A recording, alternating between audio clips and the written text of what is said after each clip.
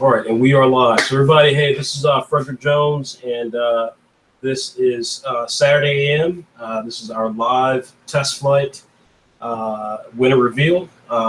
Saturday AM, for those of you who don't know, is our a digital manga publisher. We publish original manga from around the world, from Nigeria to Hungary to America to Mexico and so on. And so we are really excited with the amazing support we receive from around the world. Not only do we have creators literally from New Zealand to the deepest parts of America and Latin America, all throughout Europe and Asia, but we also have a pretty active fan base. We also have a active creator base and fan base. And so it's been pretty amazing that we've been able to have such growth in the last 3 years. We just hit our 55th issue, which features the original character series that we've got called Clock Striker, which has a African-American female lead shonen character, which is the first time that we've ever seen that anywhere in the world. So we're really excited about just everything that's happening with Saturday AM, and this video today is a series that we have regularly if you are following us or if you have watched our YouTube channel in the past, which is where we actually profile submissions of new creators. So creators who want to join Saturday AM in our overall publications, they submit material to us via a community that we have called Pilot Manga and a contest that we have of just a few times a year called Test Flight. So it's a really interesting setup. We're really excited about the chance to present the latest crop of new creators to you all today. I'm going to talk a little bit more about the process and what you guys can expect, but first I want to give a shout out to our special guest today, which is Andrea Voros. Not only is she one of our core team members and owners in the company, but she is the creator of extremely popular series Saigami. And I'm going to let Andrea say hello to everybody. Hey, everyone. So you all can hear the very lovely Andrea Voros. She is out of Hungary, so her audio may be a little off, but she will be participating in this episode today. If there's elements there to where you guys obviously can't hear, we certainly will do our best to to help advise about the stuff that she was talking about and to make sure that her amazing point of view is seen. So a couple of things here. First things first, again, my name is Frederick Jones, and I'm the founder and publisher of Saturday AM. Number two, we're in my home office, and I do look like this. Not normally. Normally, I look a little nicer than this. I'm also scarfing down this, I don't even know what the hell this is, Full Throttle energy drink. It is 6:27 in the morning. I had been up since 2-something in the morning. My company is based out of North Carolina. Even though we're global, we're based out of North Carolina. And there has been some pretty massive flooding thanks to Hurricane Matthew. And so it's been really tough. We were actually supposed to schedule to do this yesterday, and we didn't. So as a result of that, because of schedules today, because I don't know what the weather's going to do today exactly, it seemed to make the most sense to go ahead and do the live winner reveal today, so that we could and do it at this time, so that we could get it over with and move on with all the other stuff we have to do with Saturday AM. Because there was a storm, because I've been doing a lot of stuff around the house, I don't have all the normal materials that I show you guys to talk about Saturday AM, because I try to do obviously a little bit of salesmanship about what we're about for those of you who are new. What I will say and what I can show you is the latest issue. So if you're not familiar with us, again, we are a digital publication. You can see here, this is Clock Striker. This is issue 55. And this is how it appears. Now, there are lots of ways for you to be able to access it on your iPad or your tablet device, but this, for the most part, is what it looks like. It's interactive. When you've got it in like the Gumroad app, which I'm not happy with Gumroad right now because they've got some issues that's made it a little difficult for our fans, even myself, to be able to enjoy. But this is what it looks like. And issue 55 is one of our biggest issues. It's one of our best issues. It's got Clock Striker, which of course is, again, this brand new character, brand new series. It debuted last year to a lot of rave reviews, and a lot of fans loved it. Features a young African-American female protagonist named Cast. She is a striker, meaning that she is an assistant to a smith. The smiths are kind of like these ninja / engineers in a world where technology has kind of run amok, and so they're kind of like the people who fix things, and they're kind of the highest form of effort and employment that you can have. And so the story is about Caste and her effort to become a smith. And so, like blacksmiths of old, their assistants are called strikers. And so she is, being black, being disabled, and being a girl, she is kind of counted out at every chance that she gets, kind of like the real world. And she is actually partnered or mentored by another eccentric female smith, which is rare, named Philomena Clock. And so that's why Cass is called Clock Striker. It's a really cool, really exciting series. But in this issue, we also have Islanders, which is a fantastic series from our Cuban creator named Leonardo Massa. We have Better Off Ignorant, which is from two creators, one from America, one from Canada. It's kind of a comedy series, kind of a little bit like Gintama, but very weird and funny. We have some great interviews with some creators, including Sil Rance, who does LSFTL, Love Sucks for These Losers. But again, Clock Striker is really big. We're really excited and proud that it's joining our lineup, and features amazing artwork, as you can see, by Rexy.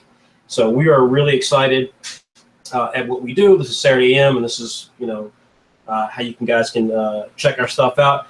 You can get Saturday AM via our website, www.saturday-am.com. You can subscribe literally for just $5 a year. You get 20 issues of amazing original content like what I just showed you from creators around the world, which includes Apple Black and Bully Eater, Islanders, Saigami from the great Andrea Voros, Monster Society of America featuring artwork by Crady, and just a wealth of other titles, New World Zodiac, which is a little kind of like Tokyo Ghoul, and Paradise Down, El Toro, some really, really, really great titles, and we come out every 2 weeks. And so, again, if you're looking for a really distinctive, diverse selection of new up-and-coming manga from around the world, then Saturday AM is your place. And for just $5 a year, you get 20 issues. It won't always remain that way, but that's where we are right now. So if you want to test us out, there's worse ways to spend $5. You can spend more than $5 at Starbucks.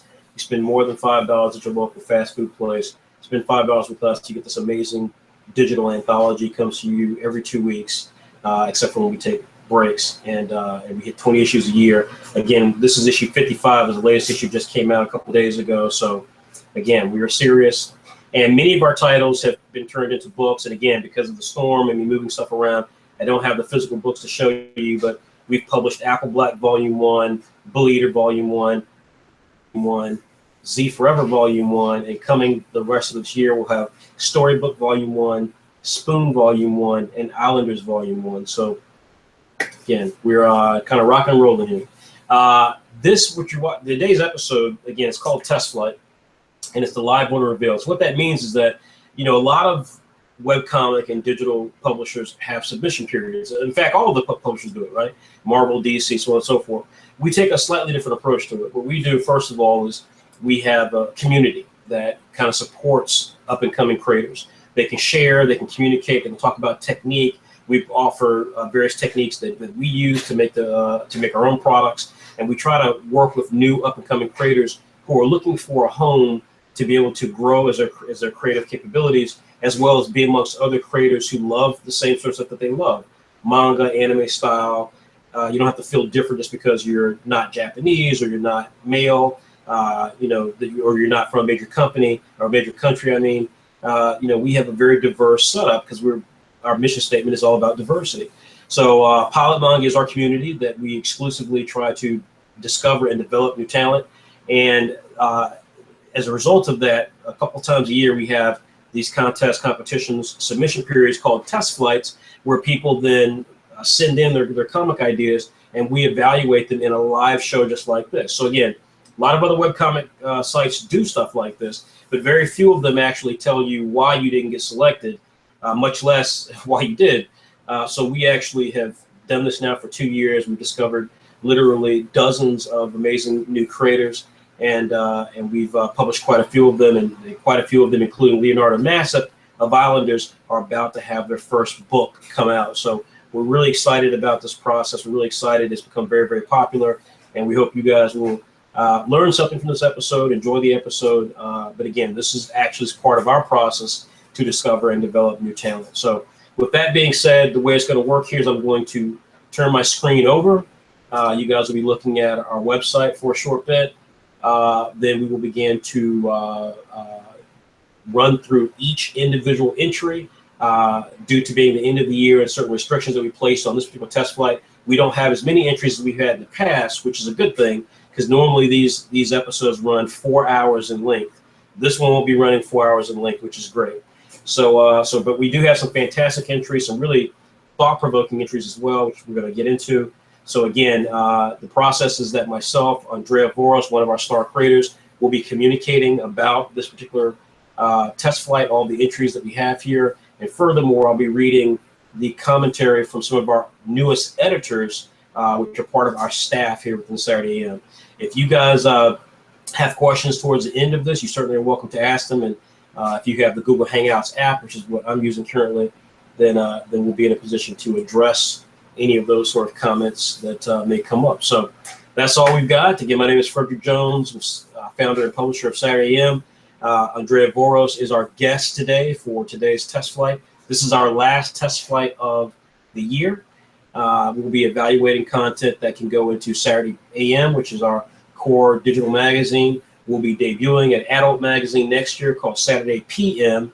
Some of the content here may very well we may be looking at it for that. And then we have an additional publication we'll be developing called Saturday Plus, which will be kind of like a spinoff of Saturday AM. So again, this process we'll do a couple times a year, but this is the final one for 2016. So with that being said, I'm going to go ahead and change screens. Just bear with me for a second as I get everything set up here.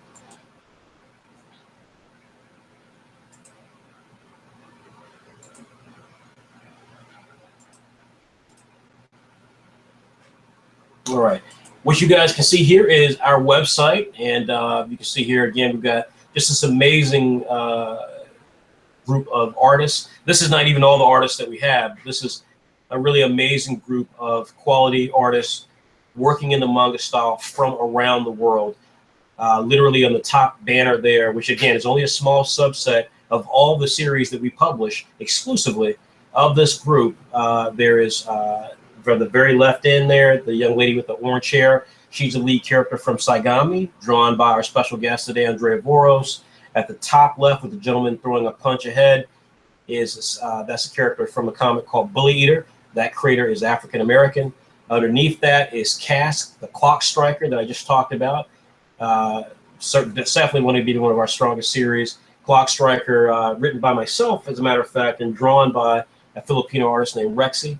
Above that is a character named Ant from the series Monster Society of America, drawn by American named Christopher Crady. Underneath that, underneath the foot of the Saturday AM logo, is the crazy-looking guy in the Tommy Bahama shirt. That is Turbino from a comic called Islanders. That is from Pilot Manga alumni, test flight winner, Leonardo Masick. He was Cuban. Above that, the slightly overweight female Asian character named Nuo is from a new comic we have called Neo World Zodiac. That is from Filipino creator Zabrine Bonoan. And then last but not least, in the blue on the very right there is Sano from the comic Apple Black. White Manga is the creator of that, and Apple Black, of course, being one of our most popular series, and White Manga being one of our most popular creators. Many of you probably already know him. He's also one of the founders of our company. And so, again, really proud of the brand, really proud of my creators. We've got a fantastic fan base, and this is what we're all about. So Pilot Manga, you can see the link there for Pilot Manga. If you click it, it will take you to the Pilot Manga section, in which case, again, if you wish to have us review your comic, if you wish to learn about the stuff that we do, you most certainly can join us in this test flight experience that you're about to experience. So with that being said, again, we're going to be reviewing, I think, about 8 entries today, 8 or 9 entries that were submitted for our test flight process. And hopefully one or several of these series can join this pantheon of great, original, amazingly drawn content that you see up here on the screen. Let's get started here. I'm going to stop the screen share for a second. Andrea, what's the first entry that we want to review here?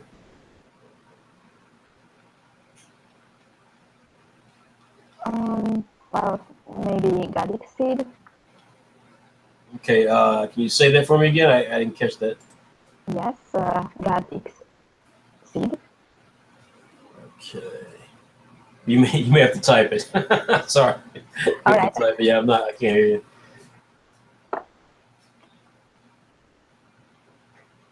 Godseed. Okay, got it. Godseed. All right.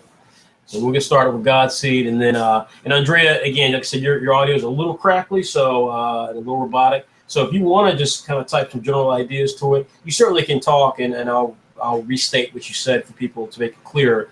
But you can also type it as well. I don't want to take too much of your time this early morning, but whatever makes the most sense, feel free to do. But yeah, we're going to go ahead and get started. Then, folks, we're going to preview our first title, which is called Godseed. Now, what will happen is that I will put the information on the screen for you guys to look at.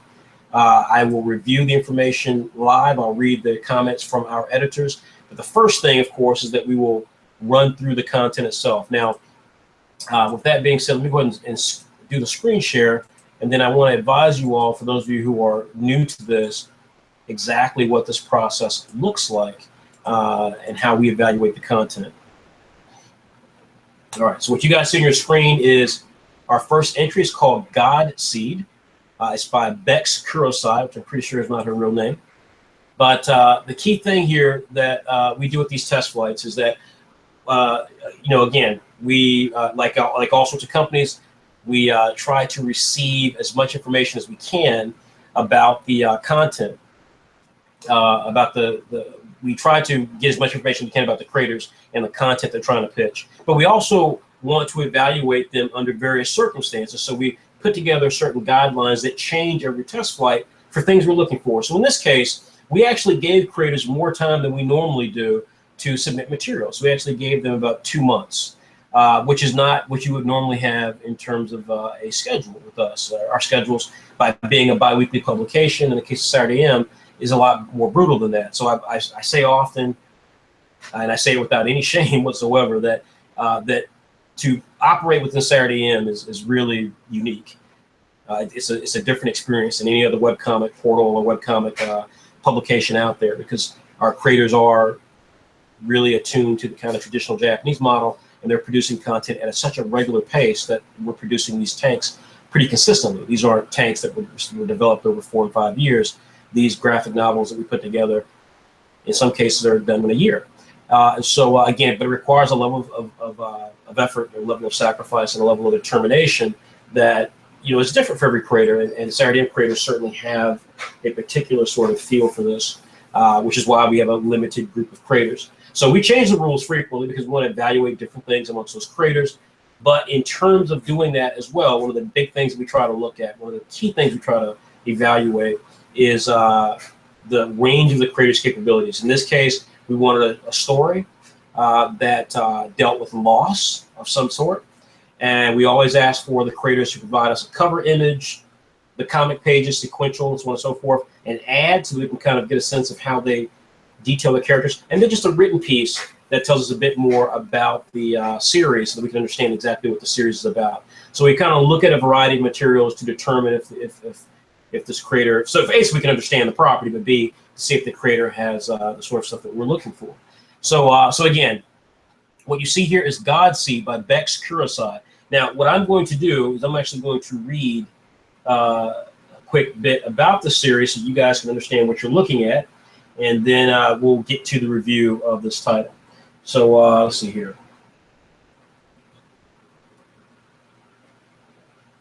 All right.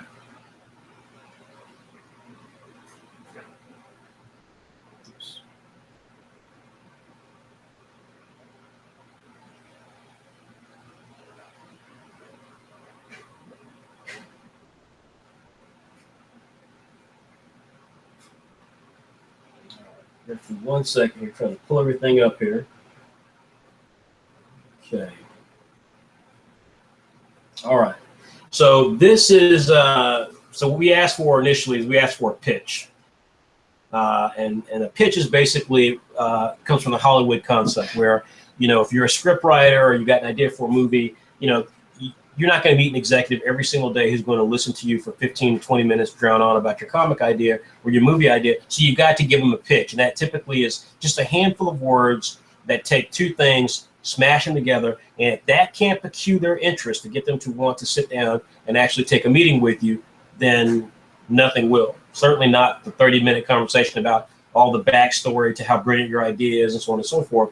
They just want to know, does it grab me immediately? And so we ask for the same thing because, again, we don't have trying to run a magazine and run a company. We just simply don't have enough time to evaluate a 50-page document on someone's comic idea. So, so the first thing we ask for is a pitch. And this pitch is Captain Planet meets Inuyasha meets Hello Planet Vocaloid song dash Miku. I didn't understand all of that. But that's the general pitch there. And as far as the actual idea goes, the story is this. Mark Vita, who's the protagonist of the story, lives in a bubbled society where all citizens do not know much of the outside world after a major chemical war that happened 30 years ago.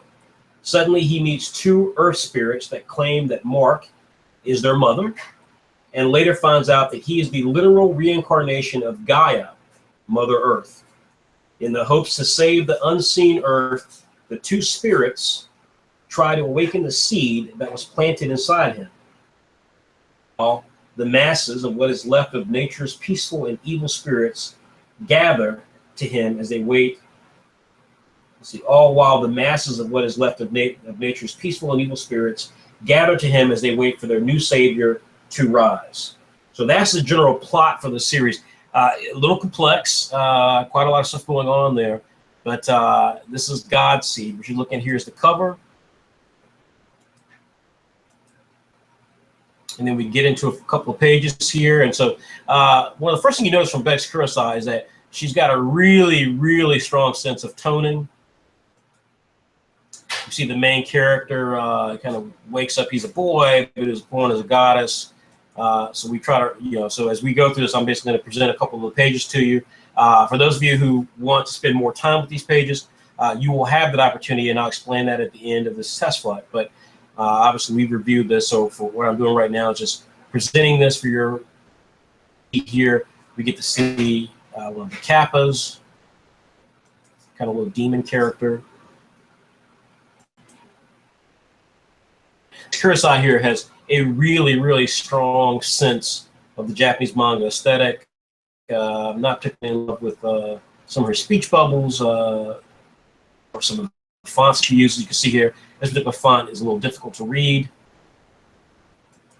But nonetheless, though, really great sense of tone. This reminds me a lot of some of the original kind of English language manga that I read in the 1980s, because I'm an old man. Like Shuriken and stuff like that, where it had that really kind of dark paper and it was really kind of foggy dark paper, and the images were kind of gloomy and kind of had this sort of really dark sense to it. Here's a turnaround of Mark Vita. You can see the leaf that's growing on his head here as he's the reincarnation of Gaia, Mother Earth. And that's kind of everything we've got there for the series. So again, this right here, by the way, is the ad for Godseed. You can see here, it's really just one of the spirits and the logo, and so it doesn't really tell you much about the title, which is kind of not what we look for, obviously. But the general idea of Godseed, I'm going to take it back to the very beginning so you guys can look at that beautiful color piece of artwork, and then I'm going to get into the reviews of this. Andrea, I'll come to you in just a minute. Let me read from our two editors. And let's hear what their thoughts were.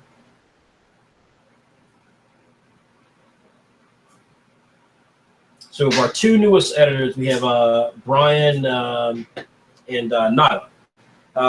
So what we did, first of all, we broke this down into an art grade. And so for an art perspective, let's see, Brian gave this a 9 out of 10. Nyla gave this a 9 out of 10. Andrea, what score did you give this?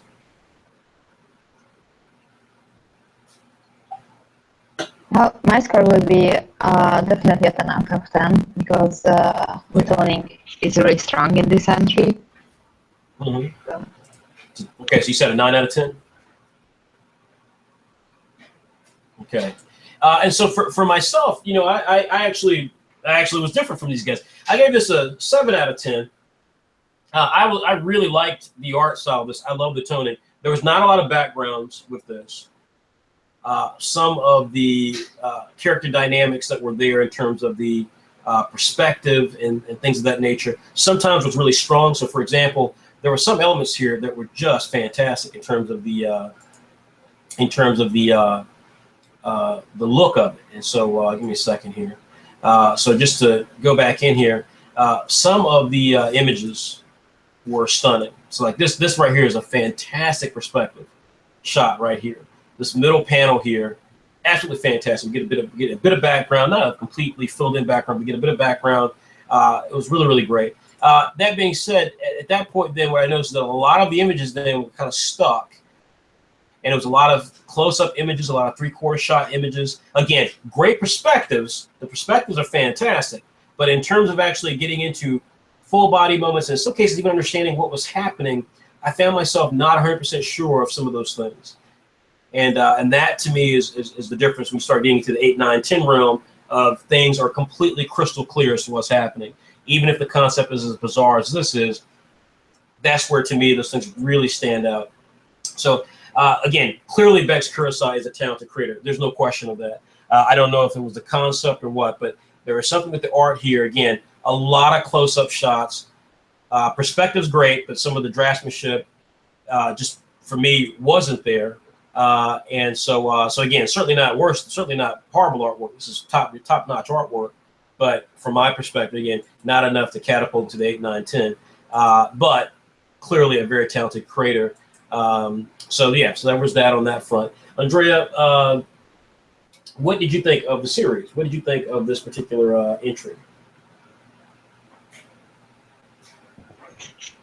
Well, I found the story interesting. At first, I expected something kind of more serious, with chemical war and the sealed nature. So I was kind of waiting for a sort of hidden message. You know, we live in a world of global warming and such. So I expected something more serious, and it just turned out to be something more comical, which wasn't bad. But to me, it felt like the pitch of the story has kind of more to promise than the pages. But the pages were enjoyable, and I liked the humor as well. And the artwork was really top notch. Okay, all right. And so again, if you I heard all of that. Again, like I said, I know some of the robotics. If you guys are hearing that, and you if you're watching this live and you've got the Google app set up, or if you're on our Facebook fan page, www.facebook.com/SaturdayAM. If there's some areas where we're saying this, if you're able to ask questions, let me know if there's something that you didn't get, and I'll be happy to address that if you didn't understand something from Andrea.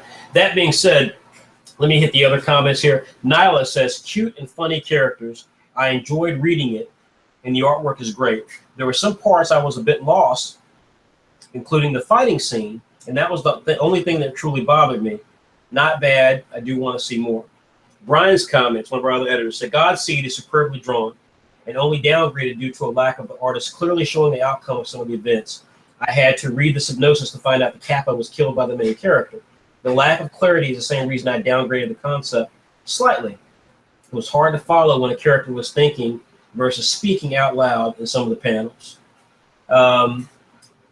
Myself, basically, I said pretty much I was on board with everyone else's comments. Although again, I'm a bit amazed, just kind of like we did with the artwork. I think I was, far harsher than everyone else's assessment. I was pretty blunt with this, kind of like what Andrea just said. I didn't understand the concept very well. Certainly not because I'm ignorant. It's just I didn't understand it. You could see in all of the other statements as well that everyone had a level of confusion as to exactly what was going on with the story. To me though, I took that a lot more. Serving as a publisher, that's something to me that stands out a lot.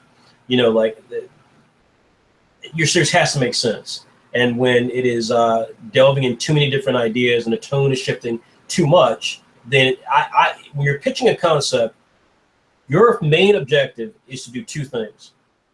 Is to put together something that is extremely well presented, but it's also to make a case for how and why this would be a successful series, right? There's no other reason to present, no other reason to submit something to be published to a publisher.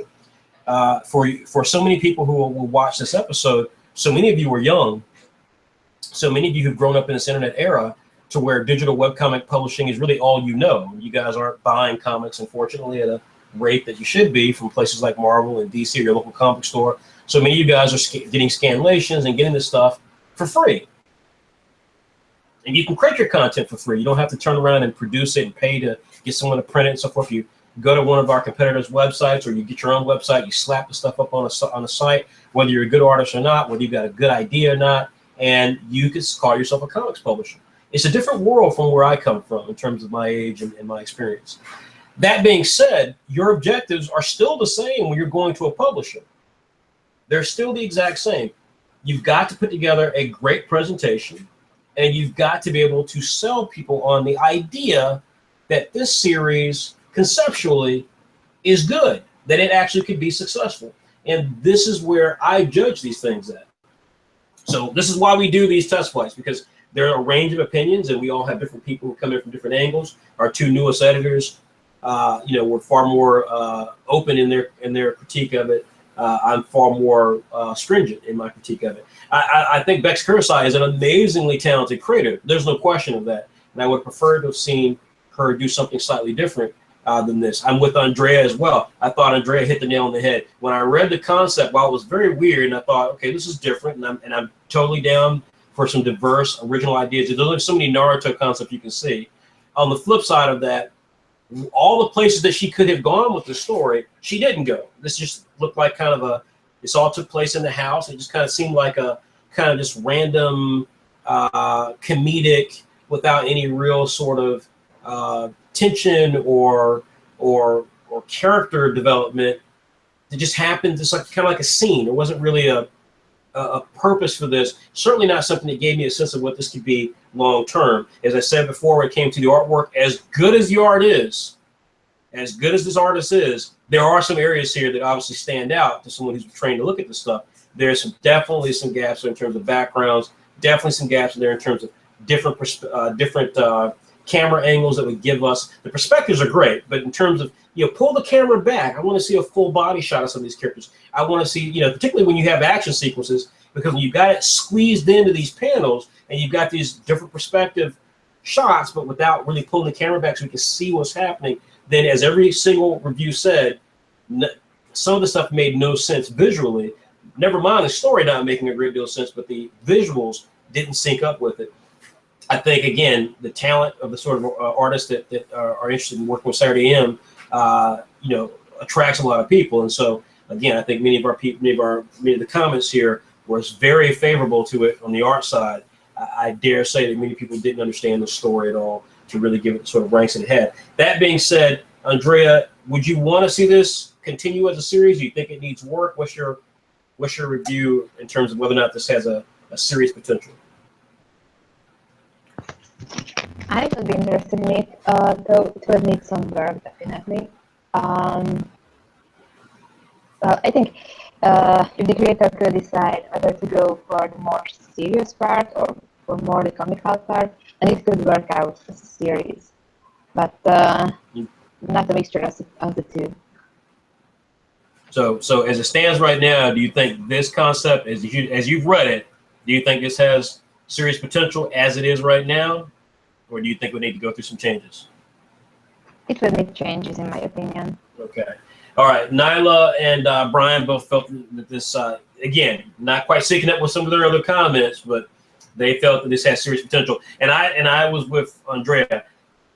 I think this needs changes. As it is, I don't see this being a series because, again, it just, as I said, if you look at it for what it is, from my perspective, this is literally just something happening in the house, one scene, one sequence with the Kappa character. No sense of, as you said, Andrea, of depth of emotion or depth of actual causality or circumstance. So it just is hard to get exactly what this is. If this is an absurdist series, which the Japanese have tons of these things, then totally can get that. But then I would expect there to be more of a rhythm and more of an absurdity built into the characters. There's another series that this reminds me of where there are two directions they could have gone, and they ended up going right down the middle. Because if you're going to go absurd, then go absurd, and have the characters just be fun, and have it be really funny, and have it just be, even if there's violent stuff that happens, have it be completely silly and have fun with that. If it's going to be serious, it's going to be hardcore serious, then it needs to be that as well. It needs to be something that's completely and completely into that realm, so that you get a sense again of the tension involved with it. Really go deep with the characters, so you can have that broad comedy, or go really serious with the sort of action and seriousness of the elements, so that you can really sell people on the consequences of the story for a more serious tone. Either way, again, I think this is a really strong title with potential, but it has to go through changes. This is not in and of itself something that I feel like is completely strong at this moment. But again, that doesn't mean that it doesn't win this particular test flight. And of course, we'll review those things at the end of this episode. So, all right, that's our review of Bex Kurosai's Godseed. Two quick things I'll say as well. I did like the character design that we saw in the turnaround. I did very much like the character design of Mark Vita. Just there, I like the fact he's got a leaf on his head. It's very standard. And again, that's kind of one of my issues with the stuff is that this again just strikes me as kind of a very standard manga. It's kind of weird. There's a lot of this kind of standard without getting into more depth. But I did like the little leaf growing. I thought that was a cute touch. As I said about the ad before, the ad didn't make a lot of sense to me. And this pitch I think, is a perfect example of why I gave this low score. A pitch, as we've talked about in Pilot Manga, I've talked about in all the previous videos that we've done, a pitch is two things. You can't pitch 50 things. You can't have 1,000 different things that motivate you to tell a story and that you're pulling from. Even if you're pulling from all those various pieces, at the end of the day, when you're trying to pitch someone on it, you might as well give them 50 pages as opposed to 50 different things that make up your pitch. A pitch is two things. Two things. So, for example, if this series, it's hard for me to say exactly what the series is. What she's pulling from here is Captain Planet, because it's got the whole Earth thing. I still am not quite sure I understand the Inuyasha part of this. And then Hello Planet, the Vocaloid song Miku, I don't even know what that means. I have no idea what that means. So again, had this been Captain Planet, this is what I mean by pitch, folks. If this was Captain Planet meets Inuyasha, then this would be a more action-oriented series, in which case it was not. If this was Inuyasha meets Love Hina, then this would be a far more, this would still maybe have some action elements to it, as this series did have, but we would see a bit more character interaction with it than we saw. There'd be a bit more of the character interaction, a bit more of the romance, a bit more of the silliness than came through. So this was neither of these things, and yet we're seeing all these various things that the creator is trying to reference. This tells me that this creator is not 100% sure what the series is. When they're trying to reference this many ideas into a pitch, then if they can't make their mind up as to what the pitch should truly be, what they want you to pull from the general idea, if they've got to cite every single different thing out there to throw into the mix and say, it's kind of like all this stuff, then that right there tells you there's a problem. It's not, it should be concise. And therein lies some of the challenges with this. So this didn't work for me on the pitch, like the character design, and the ad as well. That ad, remember that I showed a little earlier. Again, we have the creators do the ads so that we can get a sense of the creator understanding what the concept is. And get back to the ad here. And the ad didn't show us really anything specific about the character. I mean, there would be a great opportunity with a full color ad to show the character with a green leaf on the head. Instead, we just get this banner that's really just a logo. The logo doesn't mean anything. You Godseed doesn't mean anything to the average person who hears it. And it really doesn't say a great deal about it in the story. So again, there's a lot of stuff here that just makes me, just with having done this for a while now, that makes me doubt that there's a significant story here. And that's why I said this thing probably needs a bit more work. Andrea, what would be our next title that we review?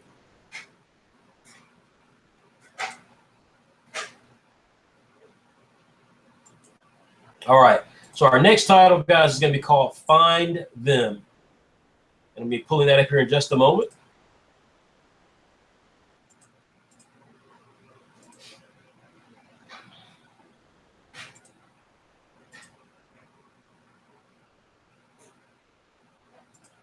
Find Them. It's by a young creator named Evan Adams. This is his first time, as it was Beck's Kurosai's, very first time pitching a concept to us here at Saturday AM.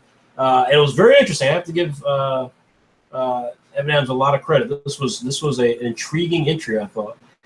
Very different, and that's something that we certainly look for a lot. So I'm going to pull this up. Everybody hold on for a second. I'll screen share Find Them. You'll start off first with the ad. And then once we show the ad, then we'll get into some other stuff. Now, as I did last time, what I will do here is I will read the information about the series first. Then I will take you through the presentation that was submitted to us, and then we'll get into our thoughts about this title. So the story here. Let's see. The pitch. This is Mushishi meets Death Note.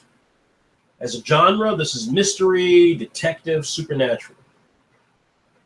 The plot, the synopsis, is about a main character trying to figure out who murdered their classmates in order to get his face back. The beginning starts with the first chapter, which we'll show you here in a minute. But basically, this is a story about, because unfortunately, this depiction is not, this person didn't do a good job with the depiction of it. So there's a lot of time talking about what is actually here in the chapter and not enough just telling us, hey, this is what the story is about. This is what the idea is about. This is what it should be about. But bottom line here is that there are people being killed, and the main character's face is stolen, and he is cursed to have to find the killer or find the killers, hence find them, to get back his face. So what I'm going to do now is show you guys some of this plot, and then we'll run through our review. So you can see here the ad, Find Them, very simple logo, which I actually liked a great deal. The ad is no more effective than Godseed, except for the fact that it gives a sense of atmosphere and mood that Godseed did not do, and that I think is representative of what the series is potentially. This is the cover. This is what the character's face looks like once he's been cursed. So you can see, just again, it's kind of got that creepy mood to it. Then we get here into the series. Now, this character, I believe this is the main character, Isaac, I think. I'm not 100% sure, but we'll get into that here shortly. So we get here. So first things first, you guys see that the artwork is very detailed. The characters are different. Obviously there's some. You can tell the artist here is raw when it comes to some of the facial stuff. Some of the characters kind of have the same sort of expressions or some of the same tendencies in terms of how the art looks. But regardless, here you can see here this is a young character getting killed by the serial killer, and then as a result of that, we skip back to our main character, who is going through school life. Eventually, our character ends up in the woods, and we will then get introduced to the fact that this character then has his face taken. So we see the dead body. We then see the dead body rise. Our character says a nasty curse word here. And then with just hand movement, this character then, this ghost of the character with this creepy face, then targets our character and tells them, find whoever killed me and punish them.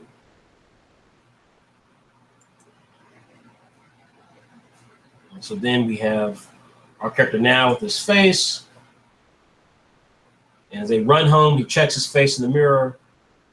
He sees that he's got this odd face. He starts worrying about if he can go to school, if he can do stuff.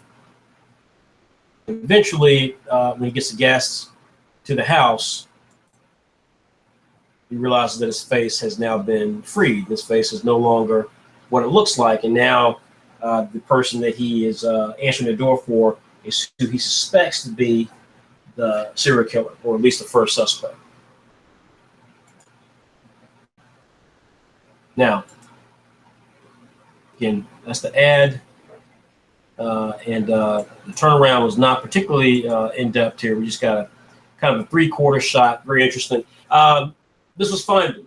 One of the more original concepts that we got. Certainly not original in the grand scheme of things. We can reference Ghost Rider, which is currently on Agents of S.H.I.E.L.D., the Spectre, one of my all-time favorite superheroes from DC Comics. There's a host of characters we can point to who kind of have this supernatural aspect to them of trying to get revenge. But there was something about this that struck me as suitably creepy. Andrea, what did you think of Finding? I like the concept of a crime and mystery series, and I like the idea with the creepy mask. Mm-hmm. And the actual representation of the pages are creepy. The art style is kind of raw, but it fits well to the story. What I didn't like about it, in the description it said that the mystery in the end will be solved by a fight scene, and that was something that kind of killed the fun of mystery and suspense for me. Right.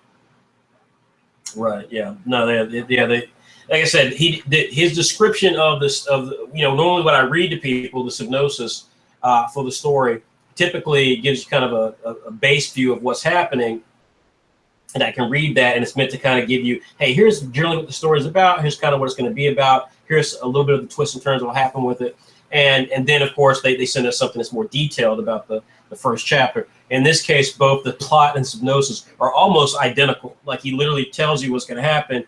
And so it doesn't really set up the tension and so forth here very well. Let me read the other comments, and then we'll address more. I'll give my final thoughts on it. Brian, one of our editors, says, "Find Them is a story which doesn't capitalize on the drama of the murder. For an event affecting somebody so drastically, it feels like an afterthought. We don't get to know the main character very well or understand if losing his face even affects his social interactions. I have to admit, when he lost his face, I laughed." Damn, Brian, that was harsh. Brian. Nyla says, "Find Them needs more build-up and character development. I actually like the spookiness and honestly was a bit freaked out by things stealing his face, but I felt the character was a bit too calm with what was happening. I really would love to see a thriller manga, and I believe this has potential to be that, but needs more work. I believe that's potential because so far from what I've seen, it's not the usual fight me, power, magic wielding main characters, just spooky and different." Let's see. My feeling on this was, once again, I guess I'm the Simon Cowell of this thing. I was totally different from a lot of people. Now, I'll say up front, the artwork is stiff in a lot of places. There's no question. All of these creators are amateurs. Okay, none of these guys are world-renowned artists. They're all amateurs, and we're an amateur company. Despite the fact that we have some really amazing creators from around the world, we're an amateur company, and that's where our focus is. So the artwork being stiff doesn't bother me, but I mean I certainly can acknowledge that it's stiff. There's several places where the artwork just doesn't have any sort of energy or vitality. In fact, I'll be honest, when I saw this turnaround, I wondered if it was the same artist, because this turnaround has certain elements and certain aspects of this character that I didn't see in any of the characters in the story. I mean, they just don't even look similar in some cases. That being said, I absolutely would be amazed for someone to tell me that this submission was not one of the moodier and more atmospheric submissions that we've ever gotten. This thing was really moody, felt really dark and dire. You felt like something was going to happen. We've had people submit stuff in the past that was like their take on horror and so forth, and have it look ridiculous, have it look either badly drawn or cheesy, and just not have any level of actual horror to it. This looks unsettling. I don't care what someone says. There are scenes here, including even some of the more mundane scenes, where there's a loneliness and a melancholy to it that was really quite unique to me. I was really quite taken with it. I was really surprised with this. This takes me to Attack on Titan, and the creator of Attack on Titan, how, you know, when he tried to get into Shonen Jump initially, and they, you know, didn't really care for his stuff. They felt his artwork wasn't very good. They wanted him to make it different. And of course, he turns around and takes it to a newer publisher, Basatsu Shonen Magazine, which ends up, you know, just killing everybody because Attack on Titan becomes this mega beast. But there's no question that Attack on Titan's art is not the traditional, stylized, very fluid manga art that we have all become accustomed to. Yet somehow, the stiffness of the Attack on Titan's creator's art, which is very stiff, still is able to communicate the horror and the dread of the Titans in a way that really sells that material. It's hard to imagine another artist doing it. It would look better if Murata-san from One Punch Man did Attack on Titan. There's no question of that. But would it be as moody? Would it evoke the same sort of really kind of like just decrepit terror that Attack on Titan, particularly early on, did? I don't think so. And so I think, and so with this, while the artwork is very stiff, I got to say, the mood here was excellent. The mood here is excellent. And as I said about some of the other series, again, here's how I judge artwork. We see perspectives here. We see different perspectives. We have a lot of camera angles on this page that are close-up shots, which was what we saw of Bex Kurosai quite a bit. But then we get also some full-body images. We get different, you know, the camera gets pulled back a bit. We get to see the character for who they are. We get all sorts of shots featuring the character in various positions and various aspects around. Again, he's got backgrounds in so many of these scenes that again, many of our artists, many of these submissions didn't have. Is it perfect? Absolutely not. Are there moments and times here where things are so stiff that it kind of robs it a little bit? Certainly. But I have to say, I thought this was really great. The one big criticism I have of this, kind of in line with what Brian was talking about, was that the sense of drama that this series should be able to give. I didn't laugh like Brian. I find it hard to believe that you laughed at this because I thought this was quite creepy. I didn't laugh at it. I'm with Nilo on that. But I'm with Brian in the sense that by not showing the murder in any more detail, by not going more into the story, to actually show us, again, as I said in the Bex Kurosai, a submission has really one basic function, and that is to show us why this would make a great series. That's one of the core parts of any submission that you do, is to put together a hell of a presentation, but then secondly, is to show us exactly why, sell us on why it's going to be a great series. And while I'm sold on the mood of this, and I'm sold on the concept of this, I'm not sold on the execution of this, because the creator, with 2 months that they had, did not go into the detail necessary to actually demonstrate where this story would go. How would he track down the killers? How does he mete out justice? What happens if he metes out justice to the wrong person?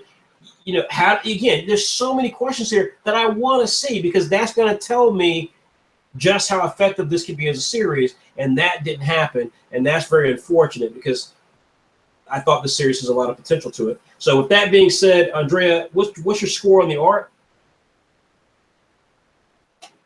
Out of 10, what would you give this art?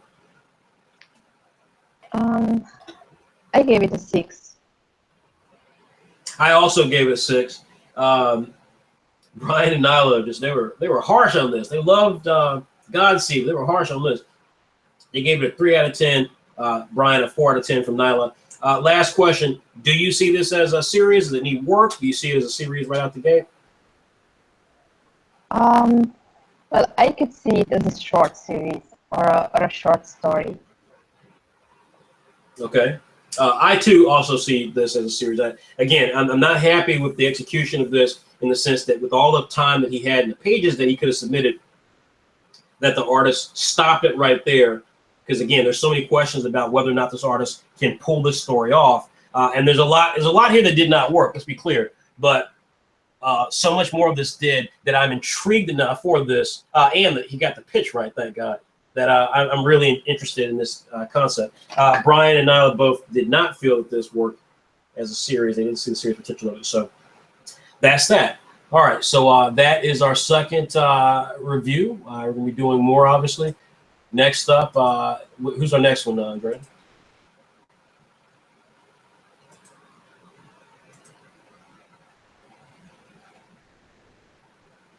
Who are we doing next, Andre?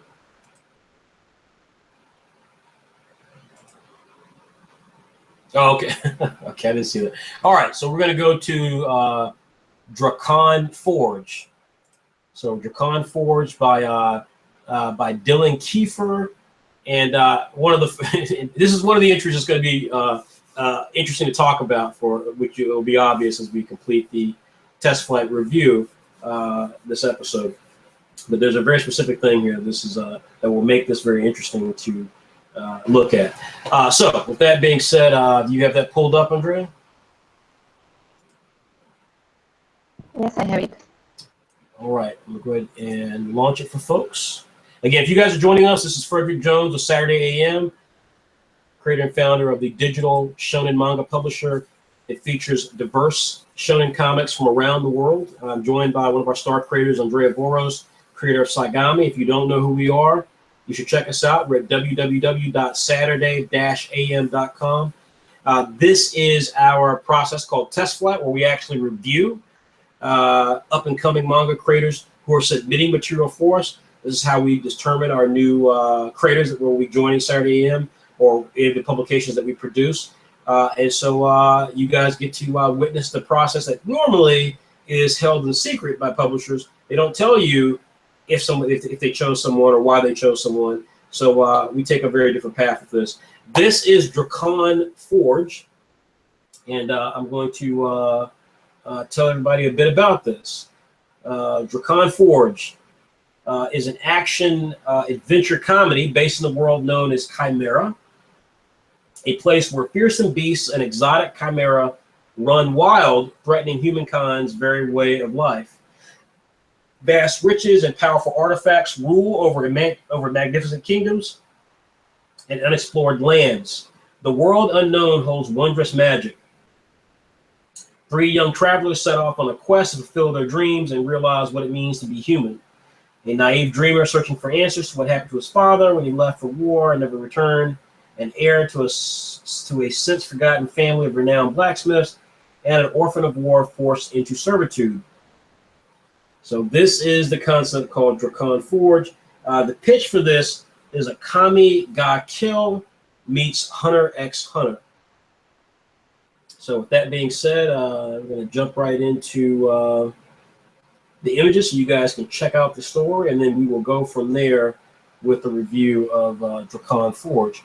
So first up, you guys can see here, this is an ad featuring one of the main characters here. He's throwing a blade. The first thing that you guys are going to just see, which is very obvious, is that the artwork is extraordinary here. It's by an artist named Renzo Cardenas, and it's quite extraordinary. Here's a turnaround of the main character.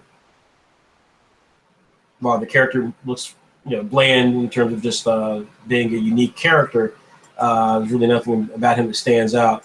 There's no question that the artwork is just exceptional. Okay, so give me a second here. Actually, I see. All right, so this is a PDF, so it's going to take a minute, and we're going to scroll through the PDF, unfortunately, in a different manner than we would with the artwork as we've done so far in the other entries. So this is what happens when you have a PDF file sent, which is perfectly fine, but it just makes it a little different. You guys, like we are. This is a fantasy series. We typically get fantasy series every test flight. We do not publish many fantasy series. I think we right now of the only series that I would constitute as legit fantasy, I would say probably Spoon by David Yoon and Saigami a little bit by our guest today, Andrea Boros, and maybe Storybook, but really not. I mean, none of these really, in my mind, capture the overall idea of fantasy in a traditional way. This probably comes the closest to it. So again, this is Dracon Forge. And so we're just going to scroll through some of the pages as we do, and then we will get into the aspect of this.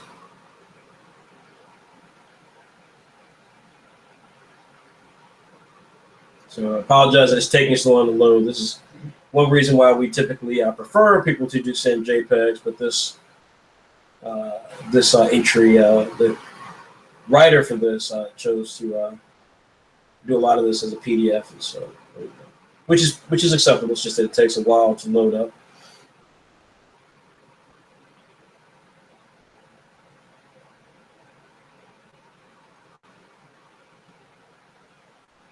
All right. So we're going to leave it here. Then I'm going to let it finish loading up. We're going to get into while it's loading up. Then we're just going to get into some of the ideas behind it. Andrea, what did you make of Dracon Forge?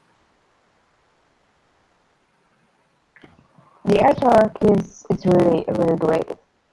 One of the best I think we ever received during the test flights, and it is pretty mind blowing that they sent pages that didn't have any text. Right.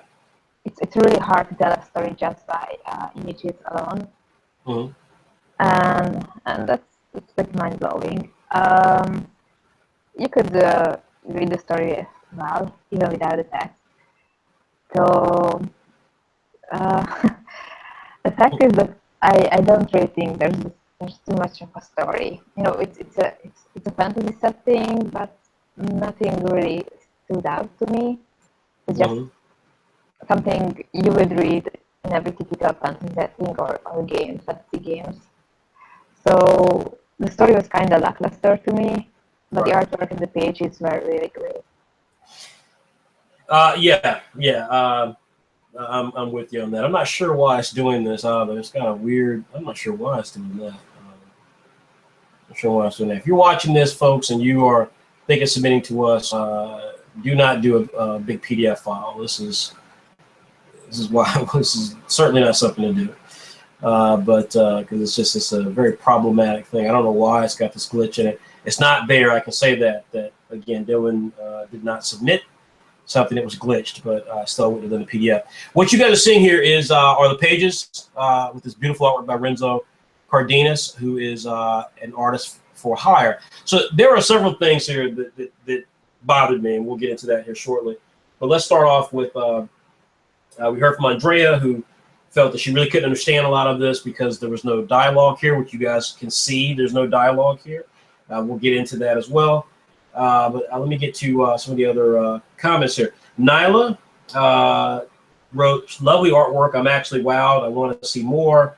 The part where they were nude confused me as to why it was added, but great otherwise. Great flow, but why no speech bubbles? Brian says, Dracon Forge is well drawn, easy to follow comic. The wondrous part, you can follow the plot until the end, even without speech bubbles. I can't tell if this comic is supposed to be speechless or soundless or not. I had to mark down the story because the ending falls apart without explanation. So again, this is Dracon Forge. It's an adventure fantasy entry. The pitch was a comic got killed meets meets Hunter x Hunter. It's got a band of 4 people, 3 people who all kind of come from different backgrounds.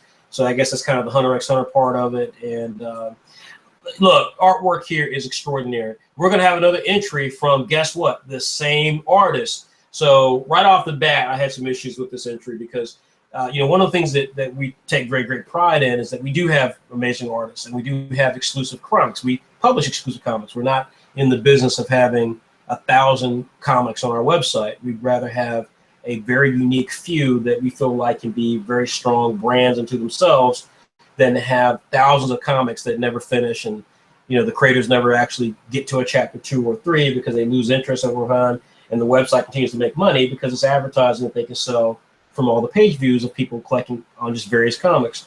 That's not our business model. We are a legit publisher. We care about creating properties that actually can compete with other comics, and that's how we look at it. So right off the bat, this bothered me because the concept, as a fancy concept, I didn't see a great deal of stuff that was unique here. The writer partnered up with this artist. The writer didn't put any dialogue here, and I can't help but just be completely amazed about that. The writer said that this wasn't the intention. I don't believe that for a second. The writer had contacted me thinking that he was concerned because he thought the deadline was up, and the deadline was approaching. He thought there was 31 days in the month as opposed to 30 for the month of September. There were 2 months to do this. He clearly contracted this artist, who, by the way, is, again, an artist on another property submitted in this very test flight.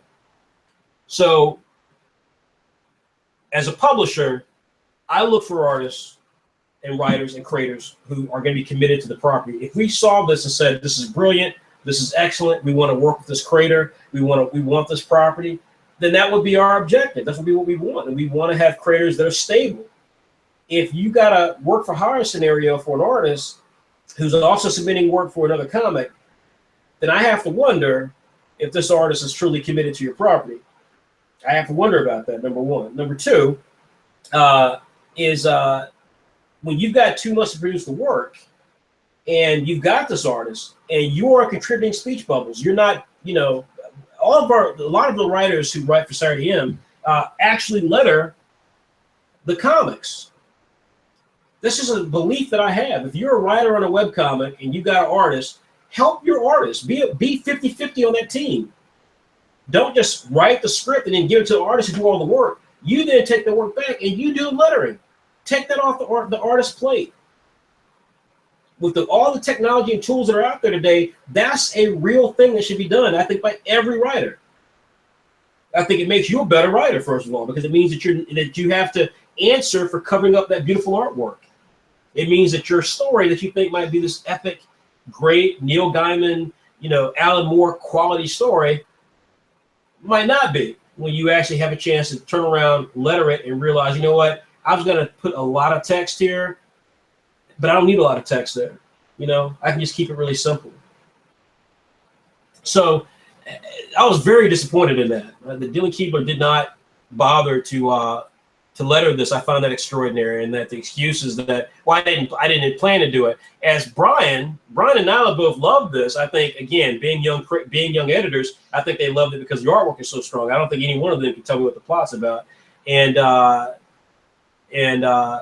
said, there's an aspect to this. Then once you get to the end with this, that makes no sense. That there's a twist, and a twist is cool. I will say that.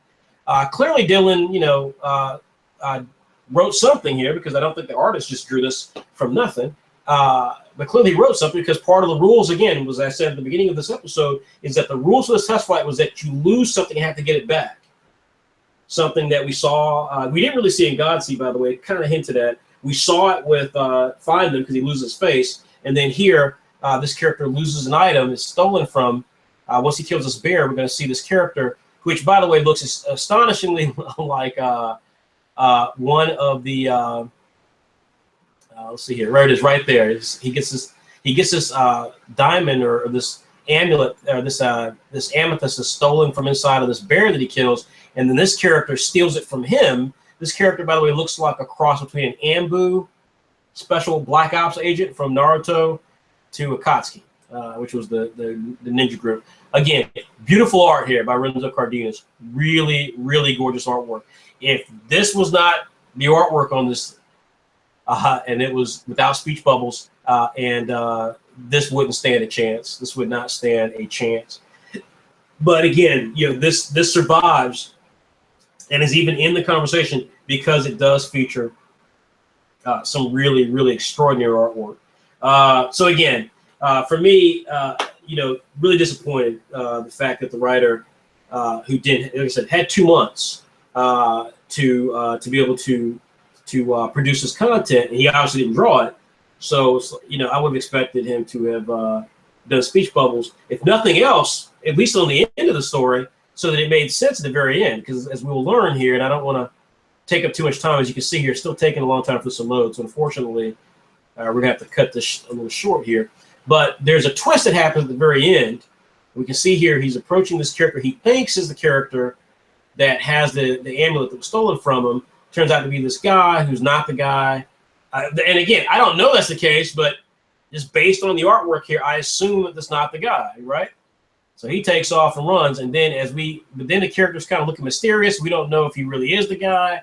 But then we get down towards the end, and there's a girl who appears to be the one who actually stole the amulet. And there's a very odd sequence where she gets nude, which I know many of you early morning, Sunday morning anime manga pros want to see it. So there's a character, the female character here then ends up getting nude. Of course, the artwork, this PDF file here is somehow corrupted. I don't know why. But anyway, so here, whoops, we had it there. Oh well, guys, no titillation for you guys this morning. But regardless, though, so there's a scene that happens at the end that doesn't make sense. It doesn't make any sense as to what's happening.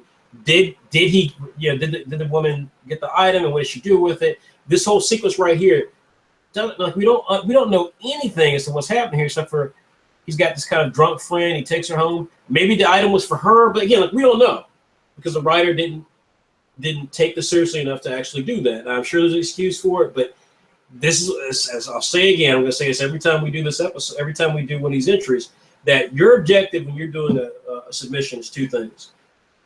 Nail all the pieces you have to nail. Nail the ad, nail the turnaround, nail the presentation. But then you've got to make the case for why this would be a series. And when you don't do the dialogue and make the time work for you in terms of the time that was needed to produce this entry, to do the dialogue and to really explain what the stuff is, there's a whole written piece that we asked for that the writer thought he would be clever and put it into the cover image of the artwork. And the cover image of the artwork is great because the artist is fantastic, but it doesn't change the fact that so little is explained about the series that even stuff like this it just doesn't make any sense. And so again, it's really frustrating. There's also the piece of this that's the kind of smoking gun with this whole thing that's very bothersome about this entry, which is that this artist had tried to submit this to other places. He's tried to have this on other websites, some other competitive websites, and has been trying to get it with Saturday AM. And so, all of our titles are exclusive. We don't like to take or look at properties that exist on other websites because really at the end of the day, all it is advertising for them. And I could have not mentioned that, but I find it hard to, A, I want to make sure people know that we don't accept that and we won't be accepting it anymore. But B, that's what makes me extremely therefore disappointed in this writer, because he got an artist that I don't think is his regular artist. He got a fantastic artist. He had 2 months. He could have written some dialogue to make it easier for us. He could have written the text, just actually written out the full text like we asked for, to really make us understand the story and make it make sense. He didn't choose to do any of those things. And the fact of the matter, again, is that this is a property that exists on other websites. It is a story that appears to have been created specifically for the test flight because it deals with loss. But there are so many other elements here that could have been done to really make the case about how serious this writer was for this property of Saturday In, and that wasn't done. And that's frustrating because, again, this is a fancy series that we don't have, so we could have certainly been interested in a fancy type of series. This is a artist that is obviously amazingly talented that we'd love to work with. But this team, the dynamic here, and the execution of the presentation is lacking in so many ways. Andrea, artistically, what did you give this score out of 10? I give it a 10 because the artwork is really, really impressive. Agreed. This was a 10 for me. Brian and I both gave it a 9. Brian now harsh on art and somehow forgiving on stuff that makes no sense. Yeah, this was a 10. I mean, this literally did everything that I talked about for the first 2 entries. Perspective, draftsmanship, composition, great line work, beautiful aspects with the characters and so forth. This is perfect across the board. This is perfect across the board artistically. It's a shame the story doesn't match up with it, but artistically, this is perfect across the board. Probably the only weakest aspect of the artwork here is that the character design is relatively blasé. That's pretty much the only thing I can really knock it for. I'll also say the ad, as great as the ad is, and I love that ad with the swords flinging towards you. That's a really effective ad. It's like saying the name of the series. And I think to me, again, like I saw the ad, that to me kind of encapsulated how I felt about it. This ad is a beautifully designed ad. He's throwing the sword, it's twisting through the sky. He's using every length of the ad to sell you on the art. And at the end of the day, that's all that you're sold on is the art. You're not sold on Dracon Forge as a brand, as a property. You're not sold on the story. You're not sold on anything beyond this. But that artwork by itself, pretty extraordinary. So yeah, that was Dracon Forge. As far as the series potential with it, I gave it a no. Brian and Nyla both gave it a yes. Andrea, what did you give it? I gotta give it a no. Okay. All right. So let's move on then. So I'm going to now go to the next property here in line for us. We are nearly through, guys. So again, this is going to be a faster episode than normal. Next up is Jeremy Lovett. He's got a property called Skin Eater, ladies and gentlemen. Skin Eater. This is, as you guys can tell, clearly this is a feel-good comedy. All right.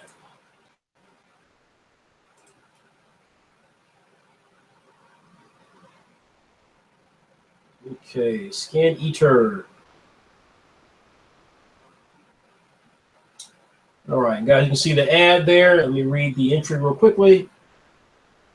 All right, Skin Eater. The pitch, by the way, the pitch is One Punch Man meets Deadpool. That's the pitch, and that's a good pitch. I'm not saying it necessarily works, but that's what a pitch should be. Two things that you put together, and immediately you get the sort of imagery and concepts there that you need to get from it. The plot: meet Leonidas Gavril, a young adult who's living with vitiligo, a skin pigment disorder. Okay, so he's living. He's suffering from, is what he probably should have put here. He suffers from vitiligo or vitiligo. I've never actually used this term before, so I'm learning something new here, folks. A skin pigment disorder who just so happens to be living in a world that is filled by judgment, closed-minded people, and the hatred and cruelty against the crippled and disorderly, as has now become the new norm of racism over the years. It's not quite how racism works.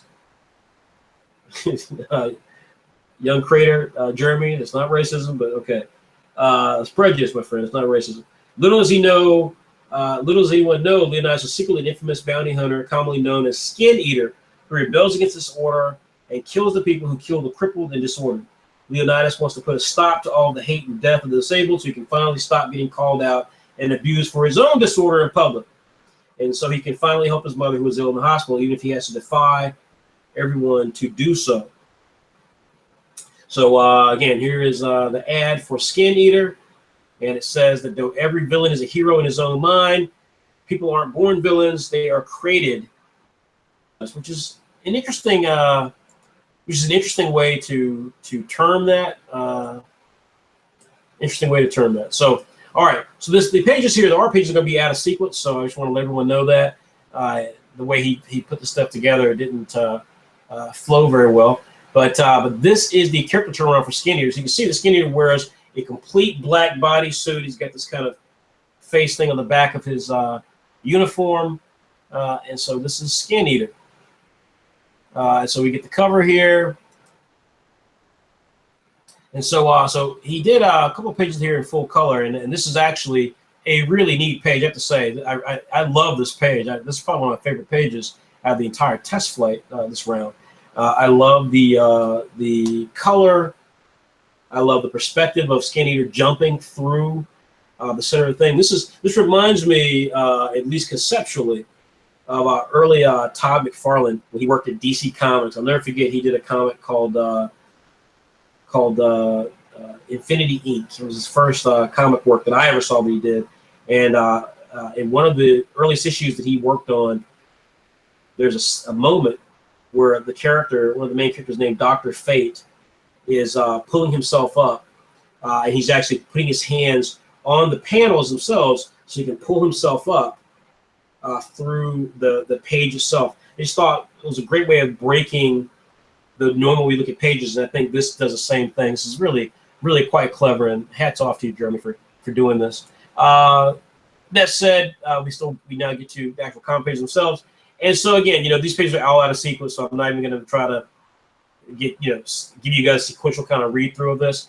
I'm just going to basically, present the art to you. This is obviously some stuff here that is very good in quite a few places. One of the things that I really like, if you look at this second page here, is Jeremy's a young creator, by the way, for those of you who probably assumed that from looking at some of his pages, but Jeremy is a young creator. I think Jeremy is 16 maybe. And there's so much in this entry that is to be commended. Including that first page that I just talked about, that had the character jumping through the first set of panels. Very, very cool and effective sort of setup there. But yeah, I really, really enjoyed so much of this. You know, he's got backgrounds. He's playing with perspectives. You know, here, like when the character is putting the glass out, I remember looking at this panel and just loving just how that drink actually looks like a cold drink. Like, you know, he did like a filter in terms of just kind of morphing the inside of it so he kind of can make the ice look like it's actually forming on the glass. Like, there's some really smart tricks here for a young man so young. Obviously, the things here that are bothersome are the stuff that one would expect from a young creator. There is the anatomy is not quite good here. There's we see that Jeremy is capable of doing it, but obviously it's just not there yet. Some of the perspective shots, his ability to move the camera around while he's doing the right thing by moving the camera in and out, you know, it also demonstrates some of the weakness of his character designs and his anatomy and understanding of how anatomy works in a lot of cases. So, but there's a lot of stuff here, though, that it just really speaks to this young man's potential talent. Again, you know, great panel here, the explosion. It feels it's like the right choice. The draftsmanship here is the right choice to set the panel that way for the explosion. And then we get some of the other things happening here with the characters flying out of there. So there's a lot of really, really, really talented stuff here for someone so young. And so some good stuff here. I'm going to cycle through some of the pages. But Andrea, go ahead and give me your thoughts on Skin Eater.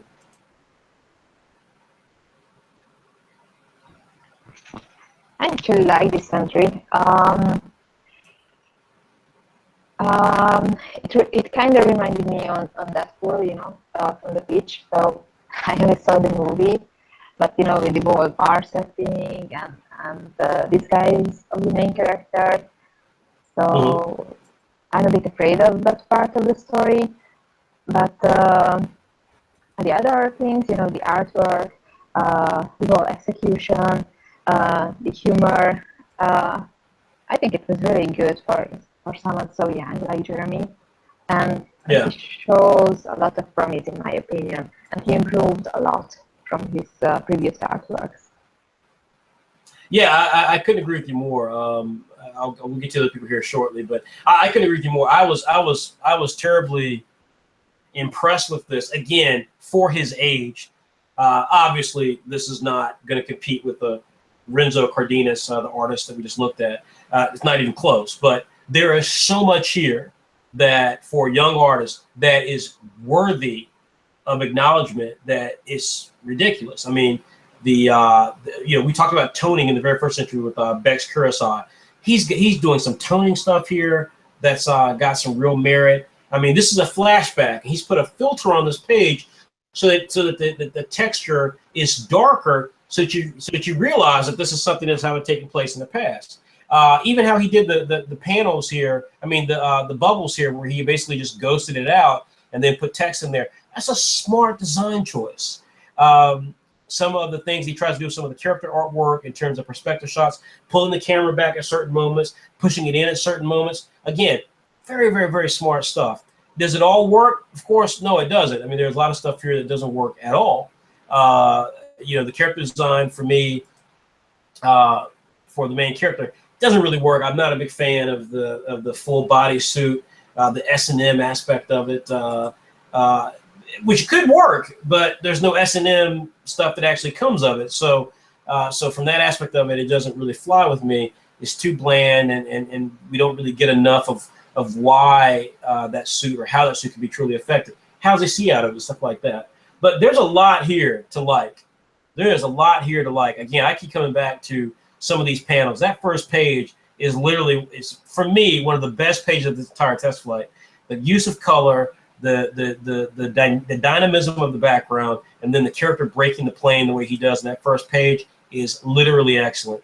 The way that he's able to use lighting so that it feels like you're looking at lights and neon and so forth in a black and white context. The way that he uses, the way he's using it here, so it looks like a cold glass of, you know, a cold glass of White Russian. Like this is some really good stuff. This panel with the explosion is coming up is, again, one of my favorite panels in the entire thing. This is a really smart choice. The font and use of the word boom, the explosion itself, and the way the cameras pull back, and then the way the cameras pull back even further with these characters kind of flying in and out of the shot.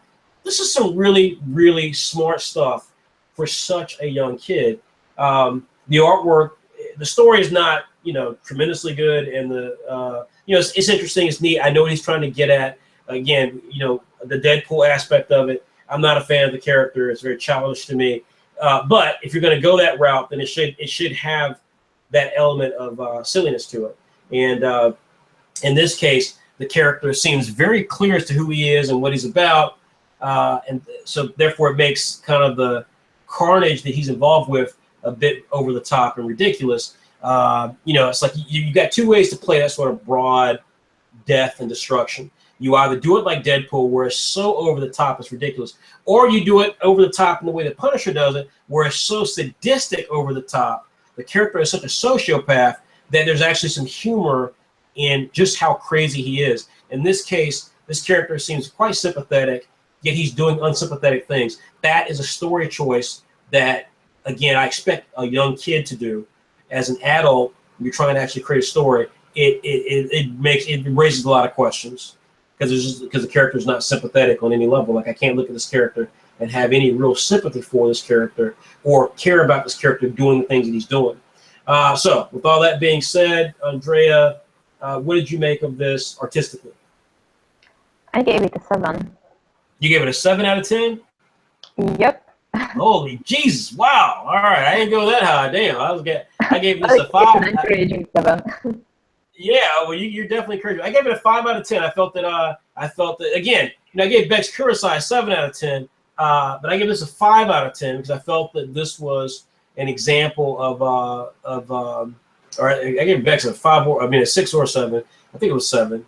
Should have been 7, but I think it's a 5 out of 10. This is nowhere near any of the artists that we've seen to date so far. This is not Bex Kurosai. This is not Renzo Cardenas. This is not Evan Adams. This is on none of those levels. But this has real promise and potential. Jeremy needs to keep drawing. He needs to keep working on his storytelling techniques. He needs to take this commentary about his story, because this is a young kid trying to tell a serious story. He doesn't have the maturity or scope yet to do so, and therefore a lot of this just doesn't make a lot of sense. What he wants you to take from it, you don't. Whereas what he wants you to take from it artistically, in terms of the choices he makes artistically, you do. And that is a real sign of amazing talent given his age. But let's see, Nyla and Brian, they're haters. They gave him a 3 out of 10 and a 4 out of 10 respectively. Let me read Brian and Nyla's works here, and then we'll get to the final scores. The final assessment of this as a series. Brian says, Skin Eater needs a lot of work on the story's logic and details. Yet the overall concept can stretch out for an ongoing story. Too many things are going on at once with only society's ableism, or Alba, I think he's put ableism, being well explained throughout the comic. The concept will work better with focus on just the ableism problem and the main character for the first chapter. I suggest more practice on drawing anatomy and line work. Nyla says, because of Skin Eater, a different approach. The art needs some tweaking, as there were times I had to stop at some panels to get a clear understanding of what's happening. There were times the main character seemed over the top, and his powers remind me of 2 mangas I know called God Eater and Soul Eater. I understand the concept of the story, but there were times I was confused. There needs to be some build-up and suspense.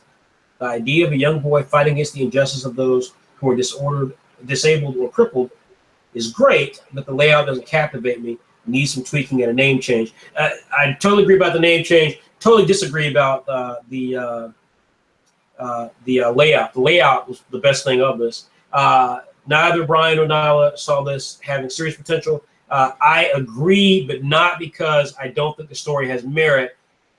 It's just because, again, I don't think that Jeremy is at a level to be able to tell the story yet, artistically, nor as a writer. Andrea, did you see serious potential with this?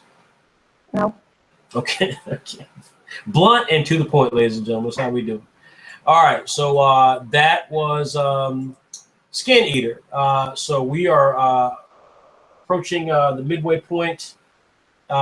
We don't have many entries this time period, so we're approaching the entry point. I'm going to get the next one here in just a moment, and then we'll take a little 5-minute break after this next entry, and then we'll finish it up with the last 2 or 3 entries. So next up, we're going to do is Tyler DeBerry. So we're going to do Tyler, and actually no, take it back. Let's do Jordan. No, let's do Tyler DeBerry. Sorry, sorry about that. Tyler DeBerry is our next entry here.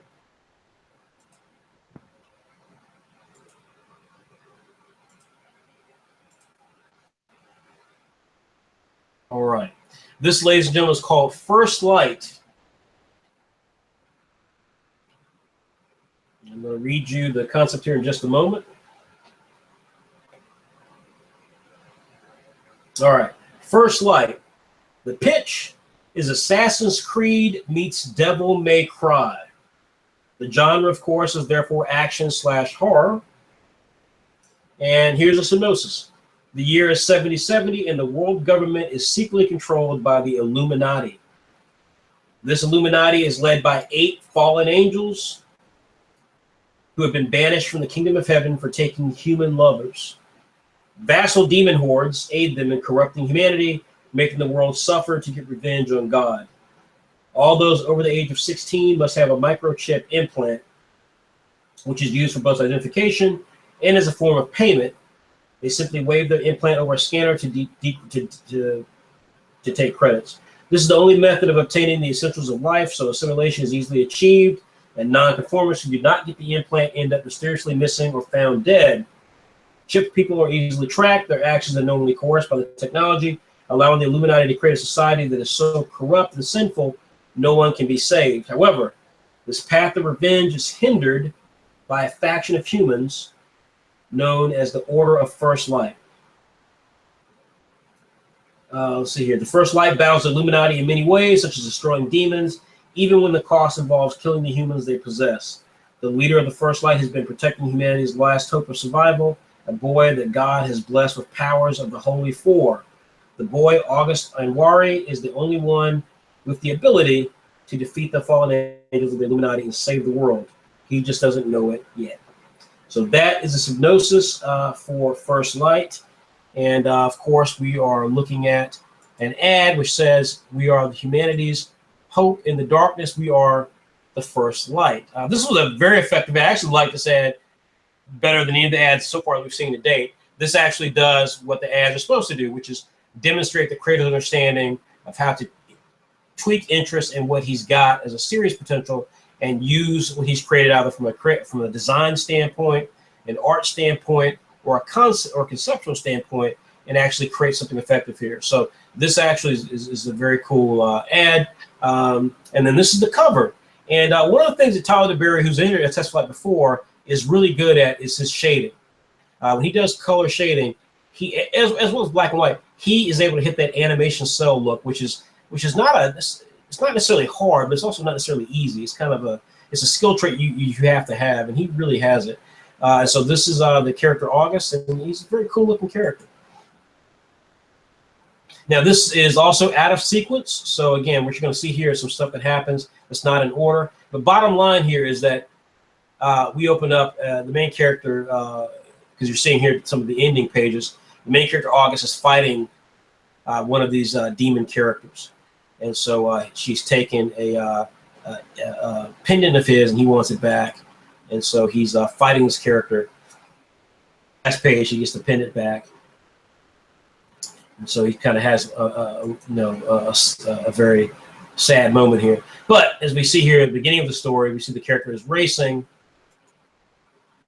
because one of his First Light co-workers, I guess, or co-members is fighting one of these demon characters by herself, and evidently it's not gone well. We see her there wounded.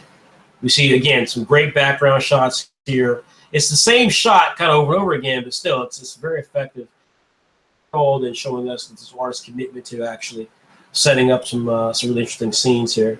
But yeah, this is this is mainly a giant action set piece, and so we do get a little bit about the two characters and how they interact with one another.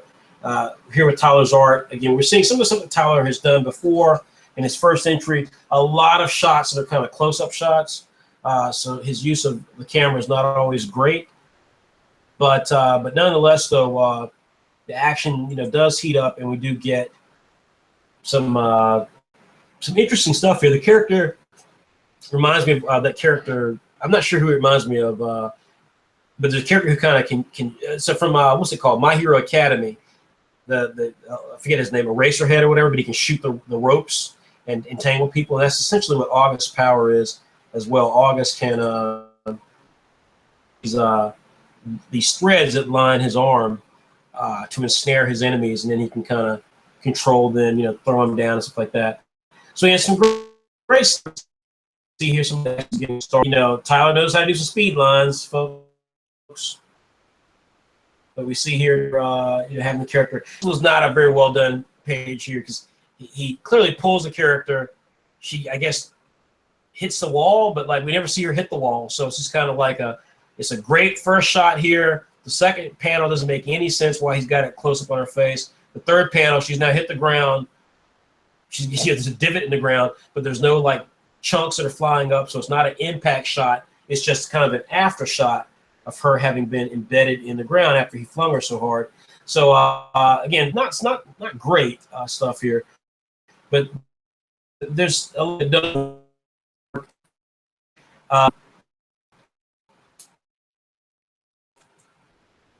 through here. Andrea, I'm saying these last couple pages, what did you make?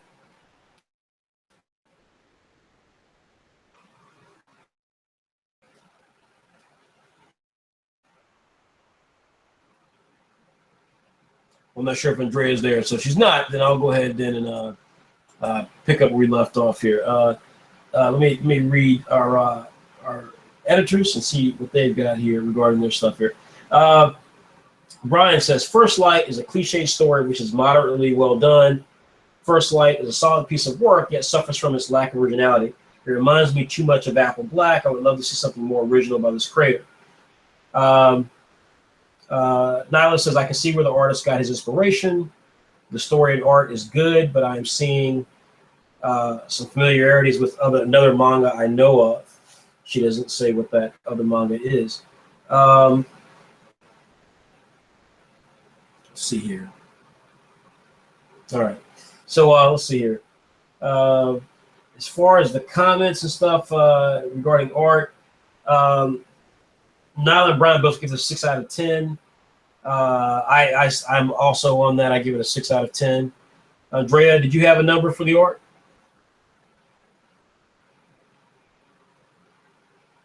Yes, I actually gave it an 8 out of 10. Okay, you gave it an 8 out of 10. Okay. What was your? Why would you give it an 8 out of 10? What did you like most about it? I like the backgrounds. I can see much effort put into them, and the pages are looking great.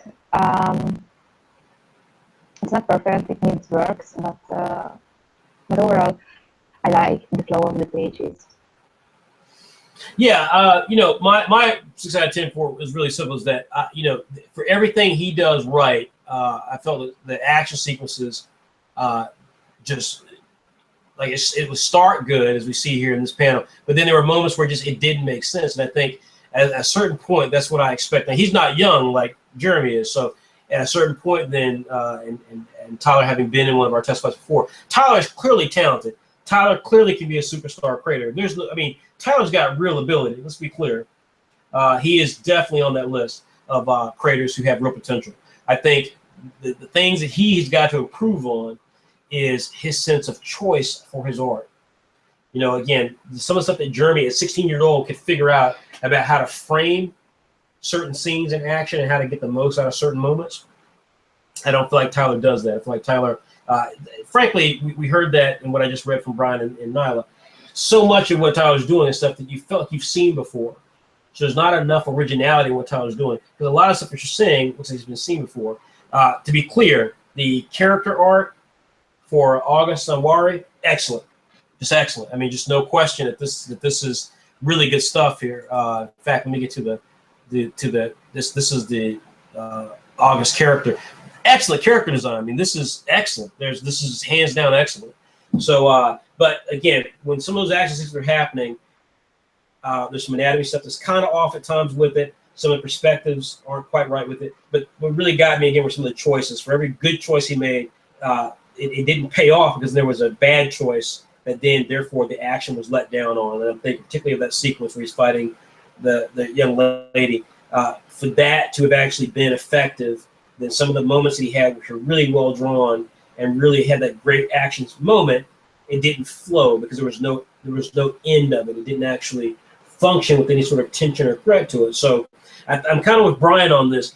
There's so much of this concept that was kind of bland, precisely because it's like, okay, we've got the First Light group going after these demons and so forth. We get this kind of generic action sequence here where a demon character has stolen something he wants, but when it then gets to the action moment, which is really all this is just a big action sequence, then it's like, well, then that's where, then again, the presentation of this, selling us on the series, that's where you then, if that's what you're going to present, is that. I mean, there's lots of ways he could have gone with this. He could have staged the action setup in a way that actually told us more about the world, but he didn't do any of that. Instead, we wouldn't have known about anything about this world, short of the fact that the character was evil and was kind of a possessed spirit. We wouldn't have known much about this enemy that he's fighting, short of there not being the dialogue. I mean, the text he sent us about what the story is about. So again, the choices here just aren't effective to me, and I do feel like there's a bit of generic stuff. I'm not going to say this is Apple Black, although clearly he's influenced by white manga. So one of our own creators he's heavily influenced by, but I can see the differences here. But one of the things that bothered me, and I remember this with his first entry, when I was reading the text for this, when I was reading the text part of this, I was really struck at some of the kind of silliness that was in here. It's this desire to try to create something. We see this a lot in our test flights. We see young creators who they're influenced by white manga. One of our artists, one of the co-founders of the company, one of the guys who I first brought into Saturday AM, they want to be white manga instead of wanting to create something special. And that therein lies part of the problem, because if you don't have the skill sets of white manga, then you're essentially grasping at straws, really. And so in this case here, Tyler has real talent. Yes, Tyler's influenced by white in his art, and that's obvious. We see the stuff that he's getting from white. That's obvious. That's there. But there's also enough differences there to where Tyler is going to be a diamond artist of his own. There's no question of that. But I'm not sure Tyler's a storyteller. I'm not sure Tyler is a writer. And so in the case of white, again, these guys want to be like white. We see in the case of Tyler here, where they may be influenced artistically by them, and so they want to create artwork that looks like their heroes, whether it's Tyler McFarlane or Rob Liefeld or Jim Lee, Jack Kirby, or the manga creators, Kishimoto, Togashi, so on and so forth, Oda, white manga, Andrea Voros. We see those inspirations artistically, but there's a certain level to where that the same way that you can't drop that artist forever, you can't try to emulate that creator forever in terms of what that creator has done with their career. Not every creator is going to follow the same career path. So for every white manga who's got a great story and who's got great story originally and a great piece of artwork that's got its own sort of feel to it, then that's not every creator. So in this case with Tyler, except when I was reading this entry, it starts out kind of interesting. The year 7070 and the world government seeking controlled by Illuminati. That's kind of interesting. Then we start getting into some other stuff that just, to me, was just like, it. Again, like I said, it doesn't make sense in the story that's presented to us. So I'm not sure why it made sense to tell us this in the synopsis. This is what we talk about in pilot manga, where plot is obstructed by backstory. Because if you don't have a real plot to what you're trying to do, then you do the opposite of it. And that's you try to confuse the reader and confuse the publisher by giving them all this needless backstory. So I didn't necessarily need to know about the world government, the year being 7070 and all that stuff. But look, if that's the setup for the world, then that makes total sense. When we start getting into stuff about kids over age of 16 and they're chipped and that's how they pay for stuff, why do I care about why they pay for? Like, why does that matter to me as a publisher? They pay for stuff by waving their hands somewhere. Why does that make any sense? Why is that even relevant to the story? Because it's not even in this. But then then you get to the aspect then where we start getting into this thing. He has this line here that just bothered me when I read it. That we have this thing here. Let me get to it here. Again, I'm reading from the story synopsis. The vassal demon hordes aid them in corrupting humanity, making the world suffer to get revenge on God. So then we get to this this last part here. So after getting into all stuff about chipped, so forth, we then get this line about, however, this path of revenge is hindered by a faction of humans known as the Order of the First Light. We have this huge section in the middle with this chip stuff and the payment system and all this stuff that separates that last line about vassal demon hordes, aid them in corrupting humanity, make them suffer to get revenge on God, to this part about the chip stuff, and then to this part about how this path of revenge is hindered by a faction of humans known as the Force of Light. I remember reading it and thinking to myself, that right there is exactly why some artists are not writers, because all of that stuff in the middle between this is what they're trying to do to corrupt people, and then that their revenge is being obstructed by the First Light, like all of those stuff is completely irrelevant in the grand scheme of things. It's a piece of commentary that's irrelevant. And so if that can't be told in a clearer sense, then that's why we end up with this story, with this entry that has a really great character design, who's got a really cool sort of power, that's got some great backgrounds, as we saw in the story. The backgrounds are quite solid. Here's a character, by the way, in his school attire, which never comes up in this entry. This is his work attire. Never comes up in this entry. So instead, though, we get him and his superhero guys, and we get him taking on this character for this thing is 25 pages long. He takes on this character for something like damn near 10 pages, and I can't tell you anything memorable about the fight. I can't tell you anything memorable about why they're fighting. And I mean, we know why they're fighting, but there's really no aspect there that tells us or gives us more information about the plot that I just read to you. So, like, again, if you're a writer and artist, then you know, just like as an artist, you know when to choose certain camera angles. You know how to create good character designs. You know how to do things that make the art visually appealing. But if you're a writer, then you know how to tell a story in a way that's actually grabs you. You know when to pepper moments that give us information about the character and what their motivations are and why they're doing what they do versus other stuff. Like this, it becomes obvious at that point because you're doing it. Because you know how to, you know when to give us humor, you know when to give us action. If you're giving us action, you know how to plot the action. This is one thing that manga does so well. The manga does it so well. And if you haven't read issue 55 of Saturday M, you should, because there's a sequence in there with Clock Striker, which is better than just about anything I've seen from any webcomic with action. What the character does, how she gets out of a situation, and a whole fight sequence told in a handful of pages, but that does more in terms of its cleverness and its relationship to the character and actually detail about the character. We learn something in the character through the fight sequence that demonstrates exactly kind of how you have to tell a story. This is a perfect example of how many webcomics are done. This artist is very talented. This artist could have put the effort into if you got to do 10 to 12 pages of action, he could have gone into detail. He could have really put the thought into how to tell the action sequence that makes it memorable.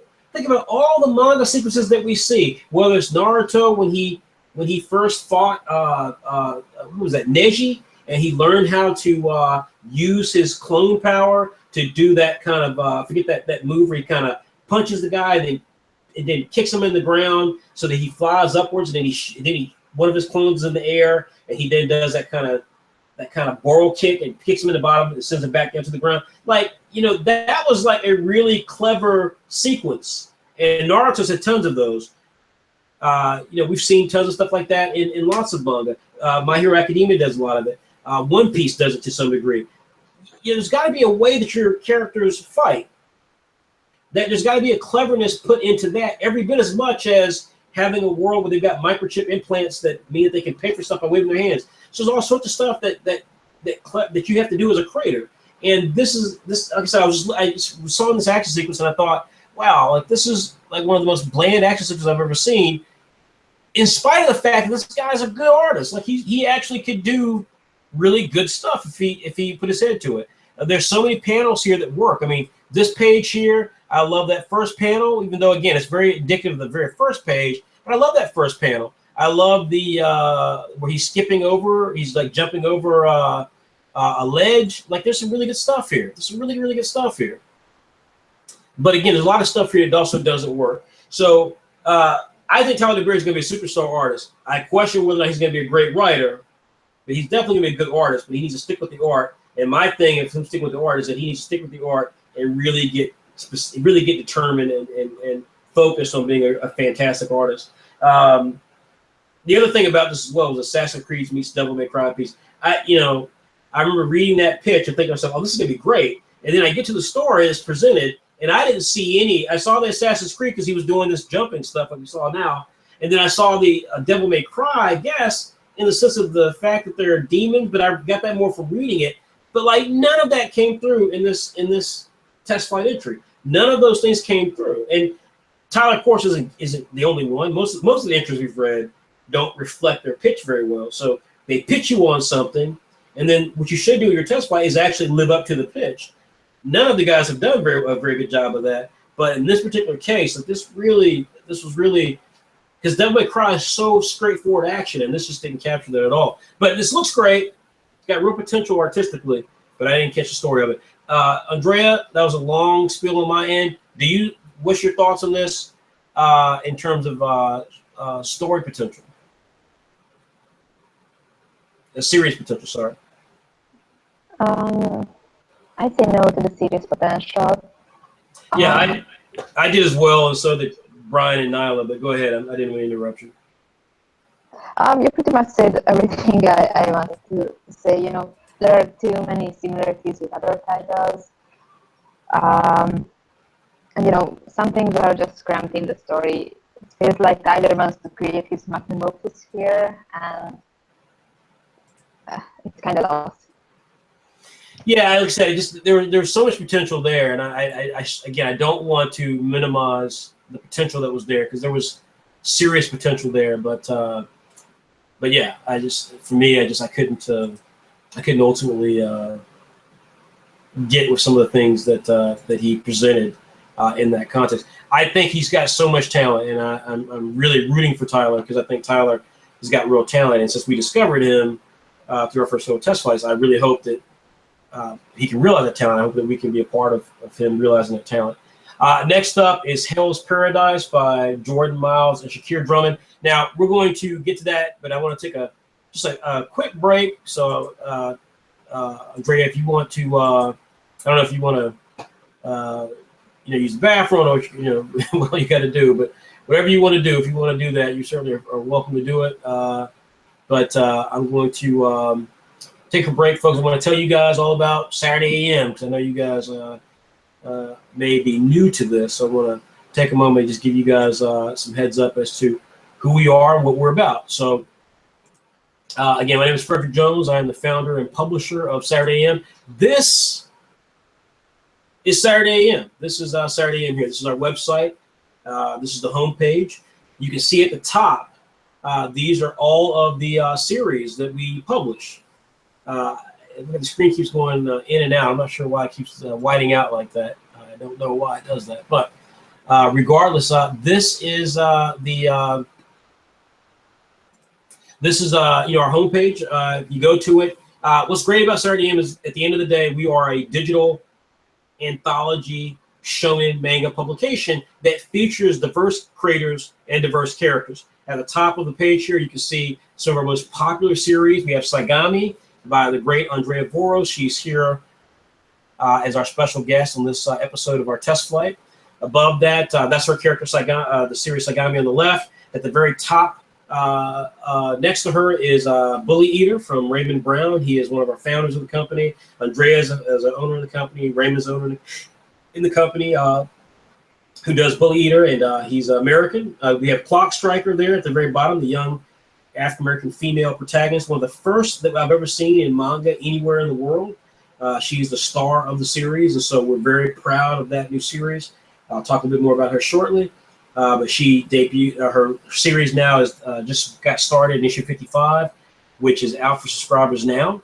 That features the amazing art by Rexy, who is a Filipino artist. Above her, the gentleman with the two bats, that is Anthony Perez of Monster Society of America, a Mexican-American character.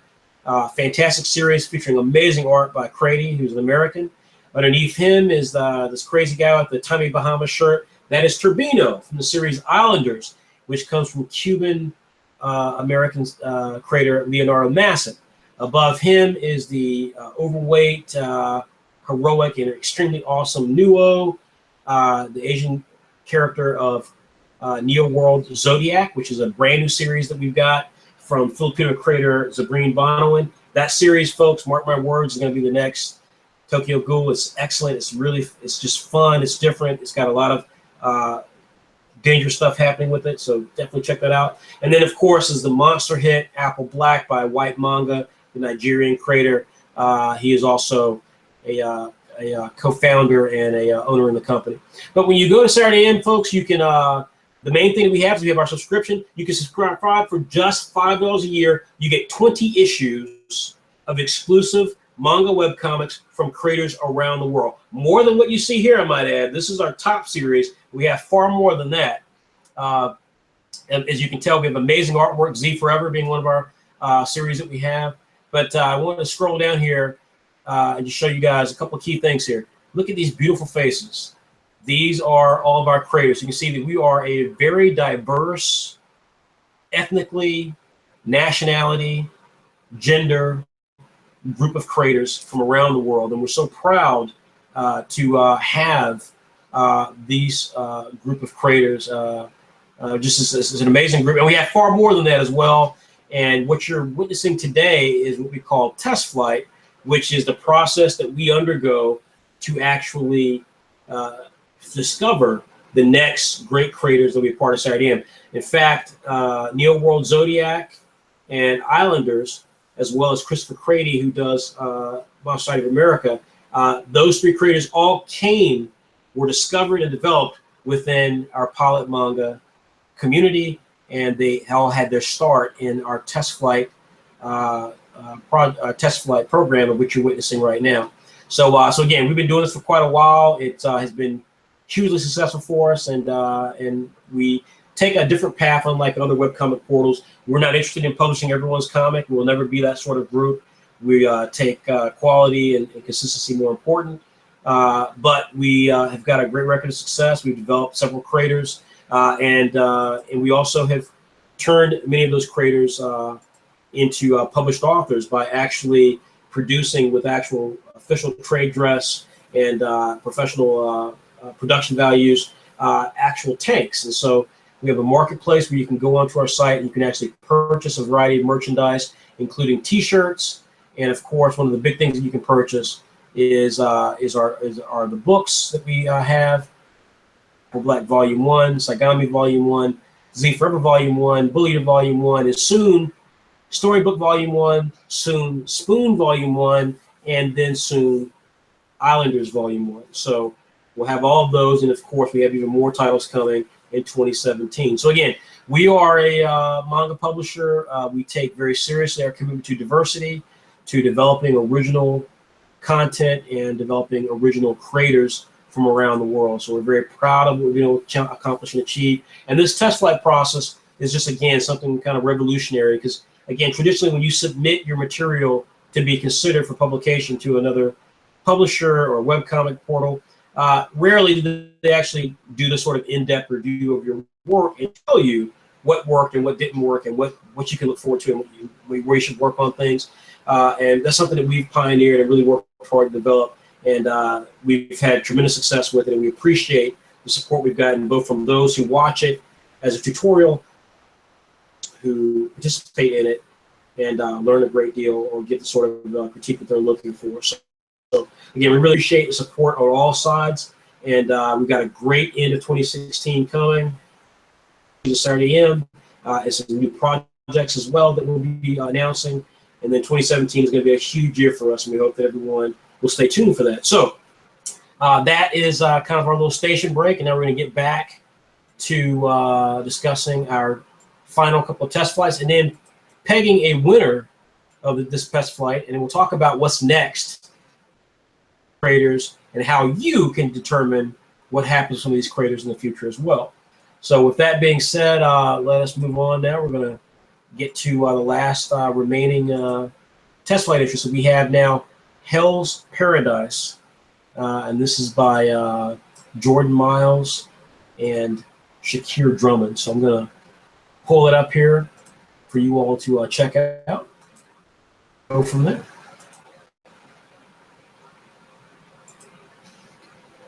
All right. So now we have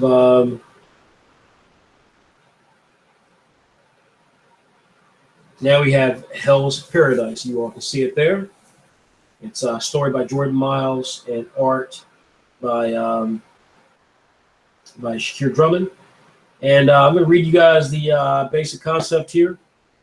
Main plot. The series follows teenage gangsters who try to escape a citywide prison that is enforced by an extremist, imperialistic United States. The series focuses on the contrasting viewpoints of supposed right and wrong of society, criminals versus police. The teens will try to abolish their extreme sense of justice.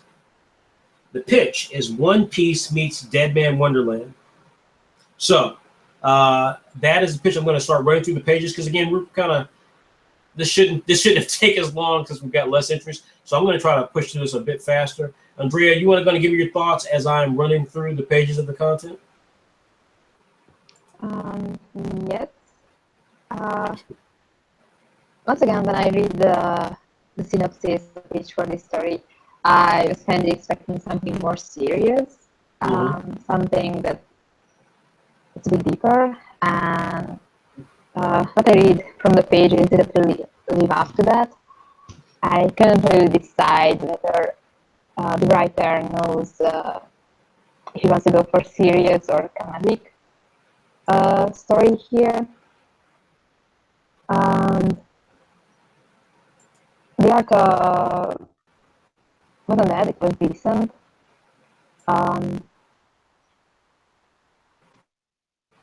And some of the fight scene elements were pretty funny, and interesting.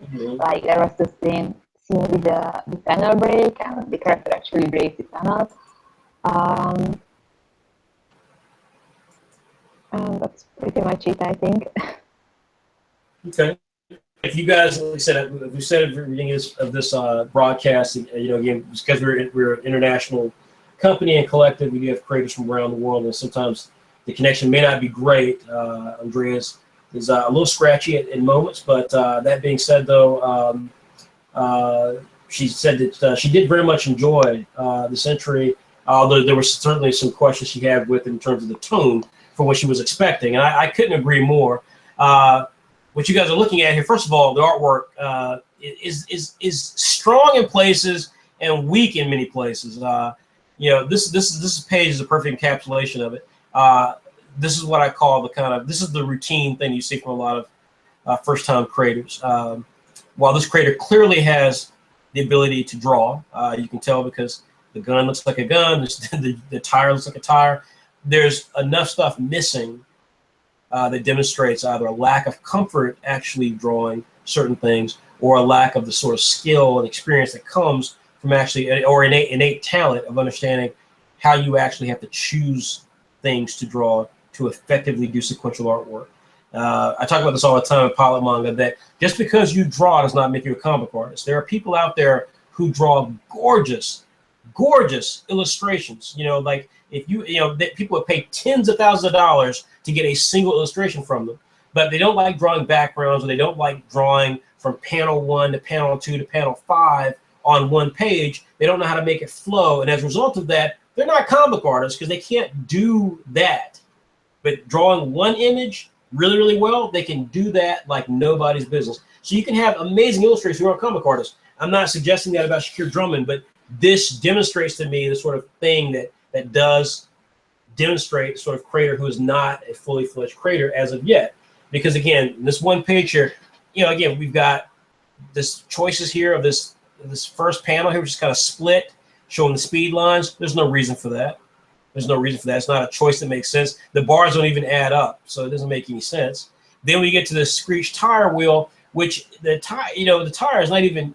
There's no like there's work that could have been put into the tire to look like an actual tire. This is just an oval with another oval and another oval inside of it. So even this lacks a sort of detail that should be there. We then get to what this artist is clearly good at, which is faces. So the artist is able to do faces, able to do the manga style of faces and so forth. But the expressions here are kind of remote. There's not a great deal of things going on here that kind of gives us any tension or aspects of the scene. We get a picture of the gun. We know it's a gun, just like we know it's a tire. But that's pretty much it. And when he can go from panel to panel here, while he does eliminate the character in this panel, in the next panel where we got the one character here talking, and then we have the other character talking. There, the camera choices are literally the exact same, just focused on one of the characters. So there's no sense of scale. There's no sense of cinematography. There's no sense of scope here. It's just kind of like by the numbers, kind of fan comic. And that's what this feels like. It's kind of like a fan effort, which is nothing wrong with that as an amateur trying it out. But that I think inevitably is what's wrong with this entry, is what Andrea said, is that it wants to be something more, but it can't seem to make its mind up. Either the artist doesn't have the creators don't have the ability to tell the story that they think it can be, or they're not actually doing it. Like I said, we see here again. Here's another great page here. They're still in this car, so we know they're in the car, but the scene is literally just going from character to character. There's no diversity. There's no sort of like, let me put the camera behind the other character. Maybe let me put the camera behind them so that we can see them. So at least we can break up the monotony of the page. It's just the same thing. The last panel is really good, but again, we know the character, we know the artist is really good at drawing faces, and that's what he's doing. He's doing that a lot, but there's very little taken here. I think Andrea's point as well about kind of the silliness. We have these kind of chibi versions of the character that pop up a lot, including in some of the action sequences. And so it just kind of is disconcerting because it doesn't give us, again, any of the sort of complexity that was being hinted at in this hypnosis. Really, none of that is popping up here. Like, you don't really see any of that being told well here. So, again, this is an interesting entry. Something was taken. He wants to get it back. He kind of goes into this kind of warehouse area to confront these other thugs. He and his homeboy, they get into a fight. There's other characters who are watching them here. I don't quite know why they're watching them. I don't know what they're discussing. I don't know why that's there. They're just kind of talking about, should we help them? They're like, nah, they got it covered. Then they get into this fight. The fight is not well choreographed. In fact, in this case here, given how the artwork had looked fairly good in some places, this looks really quite sloppy. It doesn't look like it was even inked appropriately. But there's something weird about this page. If you go back and look at this page here, where there's texture, the line work is a little crisper. Here, this just like it's like it wasn't inked. There's something weird here. It's like there's something weird here. It's early morning. I'm tired, so I'm probably not doing justice to describe it. But this page here looks very wrong in comparison to the other pages here. But the fight itself is not well choreographed either. They had some issues here as well, some of the uploads, and so we see that here, but it doesn't really affect it. The story is still what it is here. So again, here's the character punching another character, just like kind of elbowing him real quickly. And again, it's kind of got this chibi thing going on. So where this could have been an effective and dynamite action sequence, it's not. It's not. It's just kind of cheesy. So it's hard to get a sense of exactly what they were going for here. I'm still not sure what they were going for here. Again, the artwork has some opportunities to it, but its ability to actually be effective at it just doesn't wash.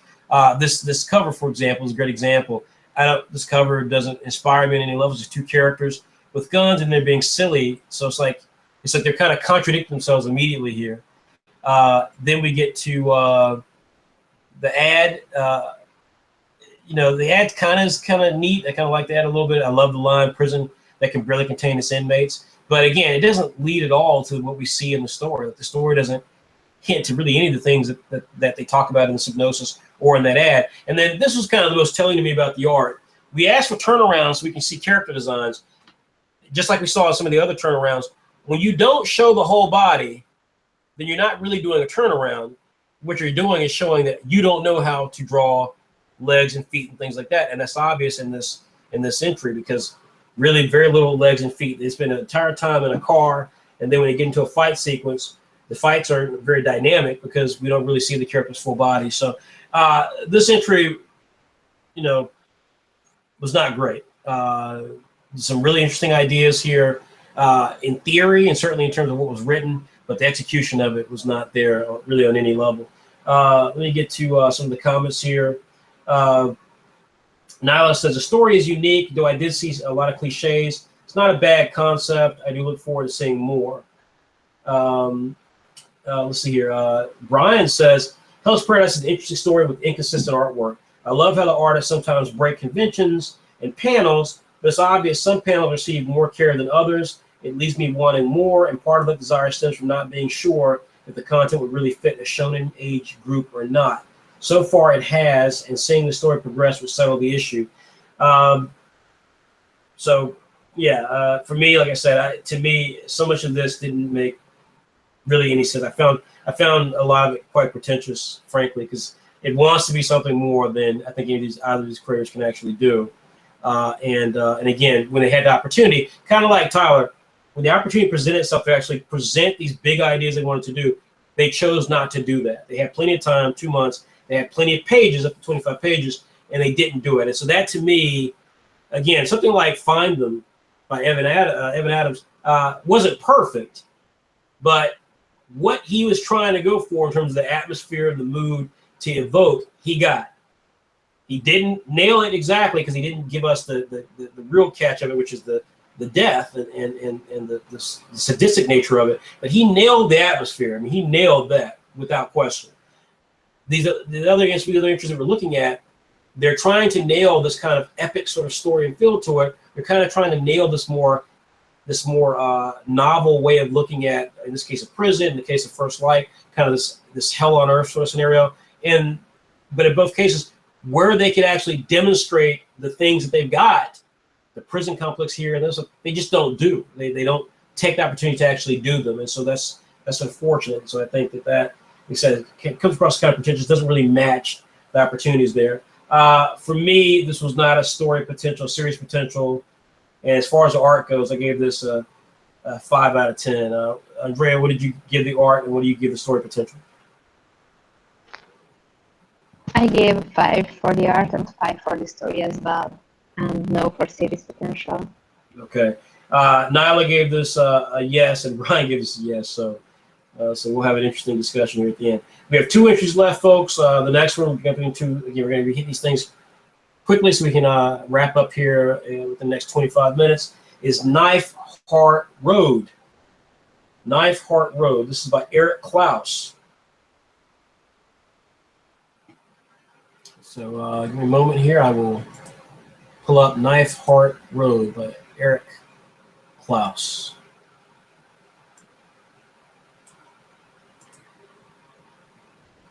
All right. I'm going to read you the entry, folks. This is the pitch here is Usagi Yojimbo meets Ghost in the Shell meets X-Men. You all know by now that is not the way you do a pitch.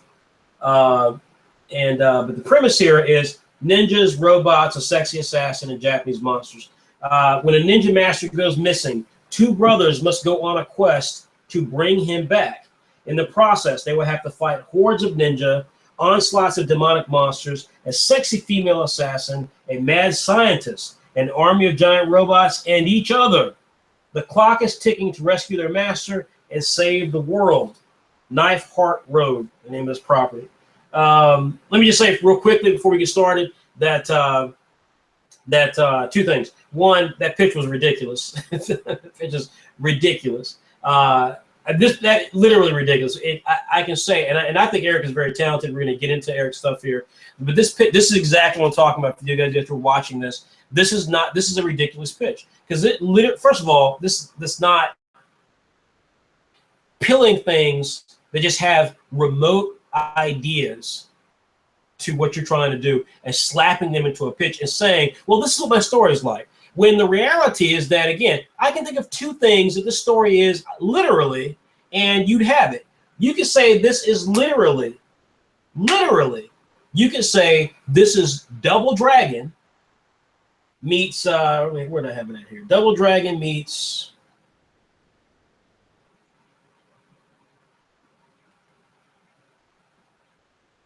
here we go.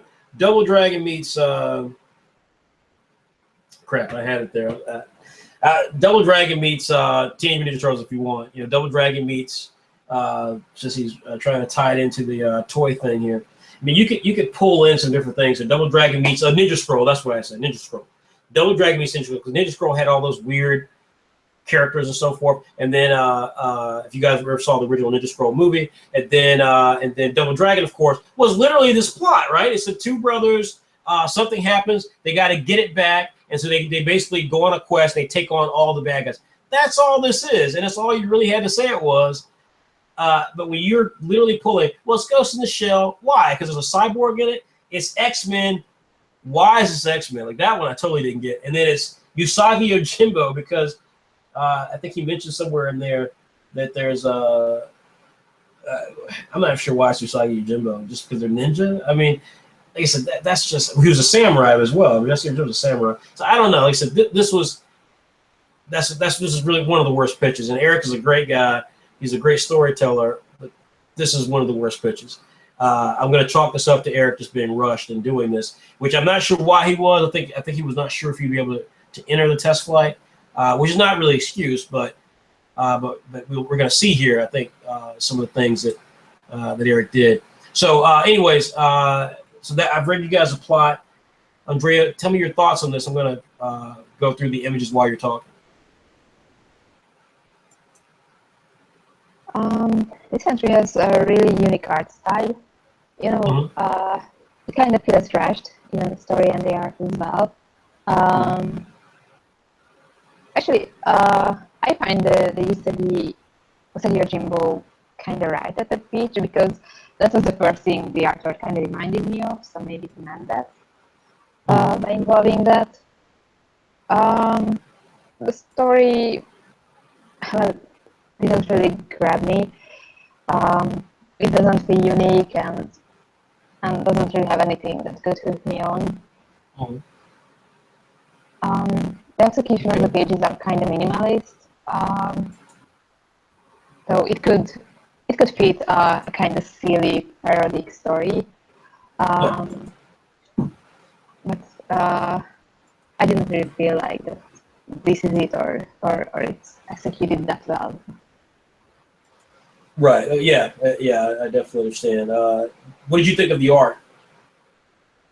I know you said that, you could tell it's kind of minimalist style. It seemed kind of rushed, but in terms of just the core mechanics, what did you think of Eric's art? I think it's an interesting art style. You know, at first you could say that it's not so great artwork, but if you take a look at it, the anatomy is right and correct. So he definitely has the skills, and he could even work with this kind of minimal style. If he has a story that matches this kind of artwork, it could work, in my opinion. And you know, some of the panels has some nice details, even with this kind of minimalist execution. So it's interesting.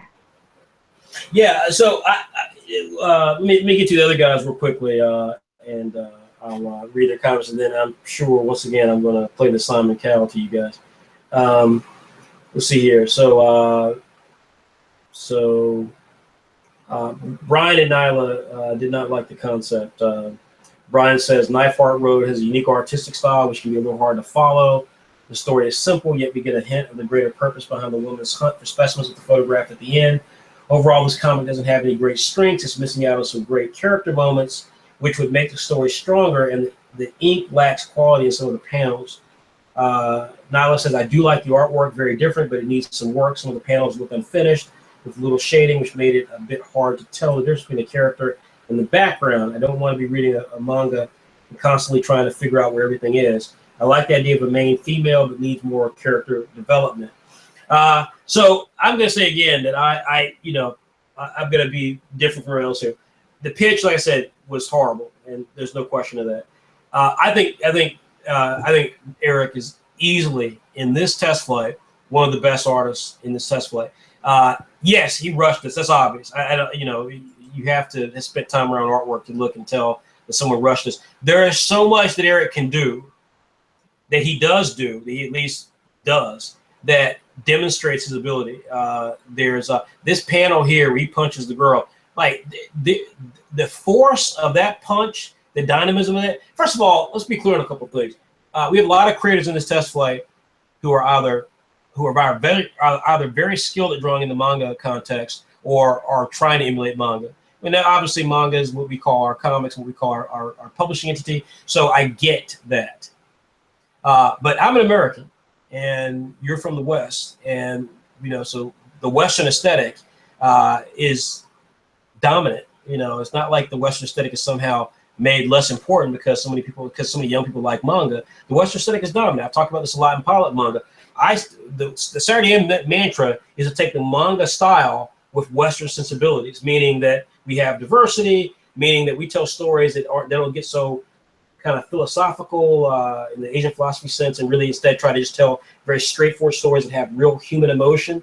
I get very tired and sick of seeing, I was watching Naruto today. As much as I love Naruto, as much as I'm a big fan of Naruto, the whole thing with Sasuke and just the ridiculousness of the female characters and how they pine after certain male characters who never reciprocate that love, and yet they were supposed to believe these characters end up together.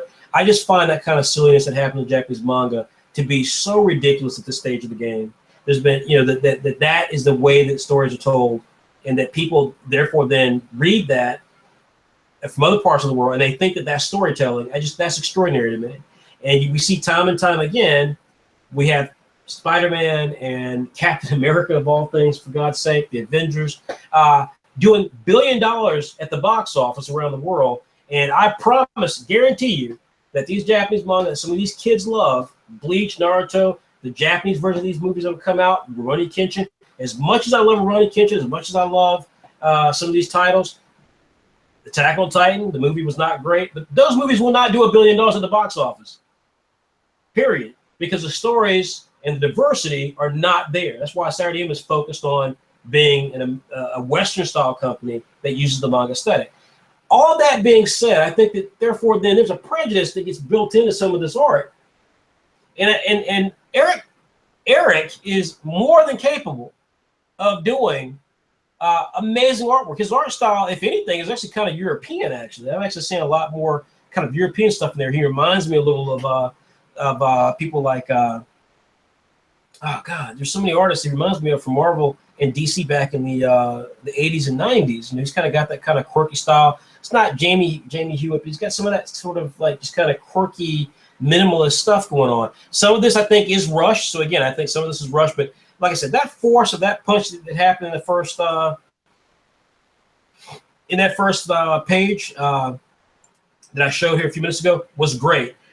This just this right here, as we just talked about the last entry, just this page right here where the characters are talking, and we go from an establishing shot where the camera's pulled back to a close-up shot where he's got the violence hand, we can see the pillow, to then a three-quarter shot, we see the character, to a close-up of her face, to the character pointing. Like, that level of just sheer draftsmanship and composition is way beyond what we've seen today, except for Renzo Cardenas. There's no other creator we've seen who has that mastery of the technique to understand how to tell a page from panel to panel and give you that visual diversity. None of them. And like, I'll come back again. This panel right here with that punch is far more effective than any action sequence, again, outside of Renzo Cardenas, that we've seen.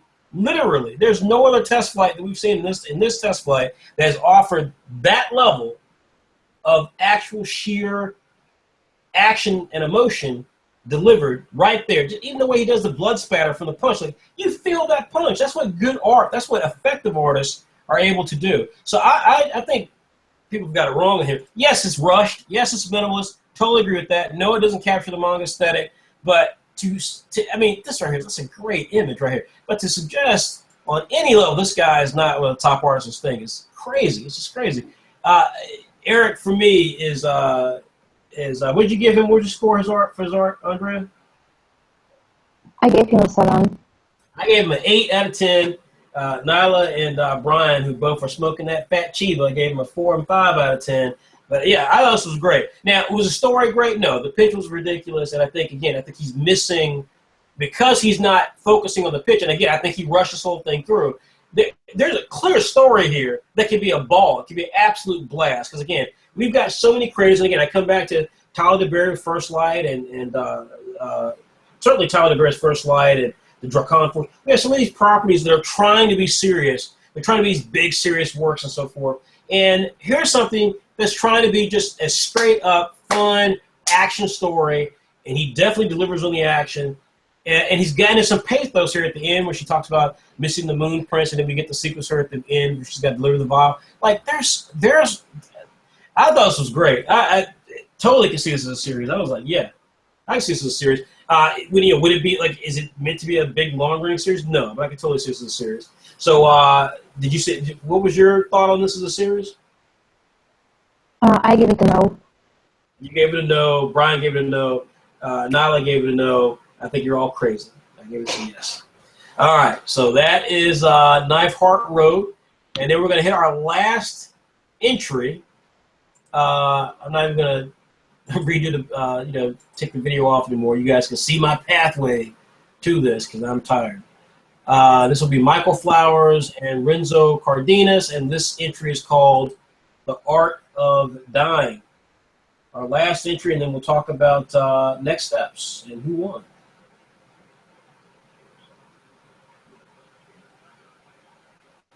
All right, The Art of Dying, ladies and gentlemen.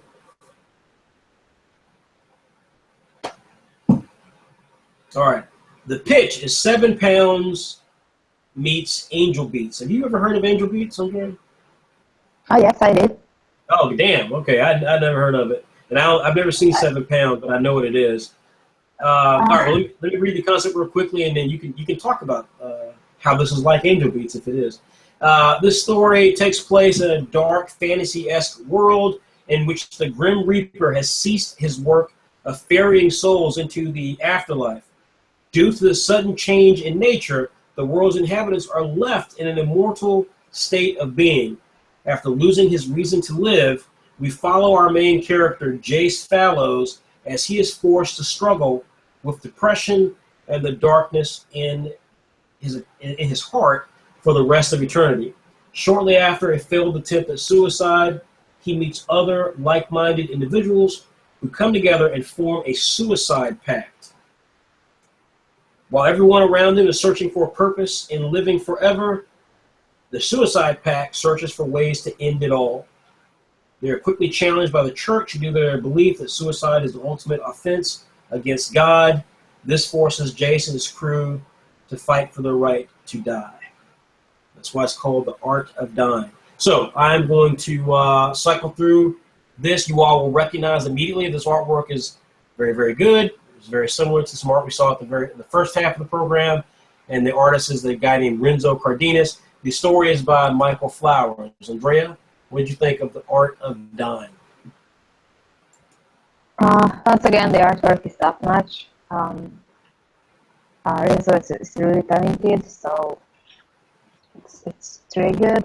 I found the story really interesting. It's something that gets really different from what we have usually. I really liked it. And back to the Angel Beats part, it fits well. I mean, the pitch, this kind of story. Okay, yes. Let me get to other people. I'll read through the other. You said you liked it was different, and you felt that it's definitely interesting as a story concept. It says the art done, the writer shows the characters' personalities along with the story. The story has an unexpected ending.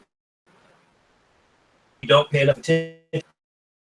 And I don't like the idea of a suicide pact for Shonen. That's not your call, Brian. says a story flowed. I wanted to read more. The concept is twisted with the forming of a suicidal group, pleasing to the eyes. The creator has suspense and build up. I would love to see more. I think the story was as good as I think everyone else is making it. I think the story is silly at times, and some of it doesn't. Again, the suicide pact doesn't make a lot of sense. In fact, I had more questions than I had anything else. This whole thing about the other stuff here, although I no question it was original, and things that I really liked. And this is something again that I think is effective. Was that we learned about the characters in the story. You got the quote unquote backstory with the first career struggle with. You got that. If I give you 25 pages to tell a story, or whatever it is, to tell your story, you will need to make sure that you're leave. So yes, you got 25 pages and have 3 chapters to set up the action sequence. You have to set up the action sequence in the first 4 or 5 pages. So in the action, actually give us hints. You don't have to be literal about it. You have to give us, and this did this. Michael Flowers really did a good job with this, and he allowed the characters. I mean, there was the Playboy character who was talking about stuff. There was the girl who was monitoring things. We got to listen to them while they were on the microphone and learn all the things. So it was really as a written piece there. I really liked that as well. So look, this was interesting. Artwork here, it was interesting for me because I felt the art by Renzo Cardini's same concerns with this are the same as I had with Dylan Keebler. To say with any clarity that this is a team that will survive. Renzo Cardenas clearly is drawing art for anybody. And there'll be people watching this video who'll be like, let me hire Renzo Cardenas. So I don't know how much of a commitment Renzo Cardenas has to either Michael Flowers or Dylan Keebler. That said, while I liked Renzo's art here in this entry, and I like the character designs. I really like the character designs in this entry.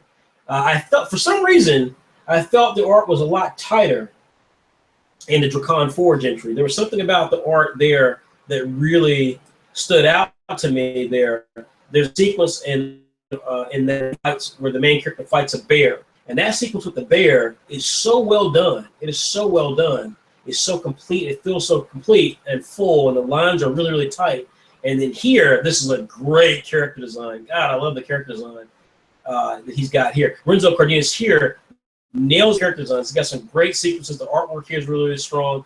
But like I said, there's just some places here, typically some of the action sequences where it just doesn't feel as tight as what I saw in Dracon Forge. Regardless, the art is clearly the star here. Flowers got things right. We're Dylan chose evidently.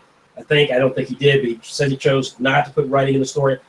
Michael didn't make that choice. He chose to put the writing in the story, and it benefits as a result of it. The story actually is quite effective here through the dialogue. We get to see the dialogue. We get to see how the characters communicate. We get to learn about the characters.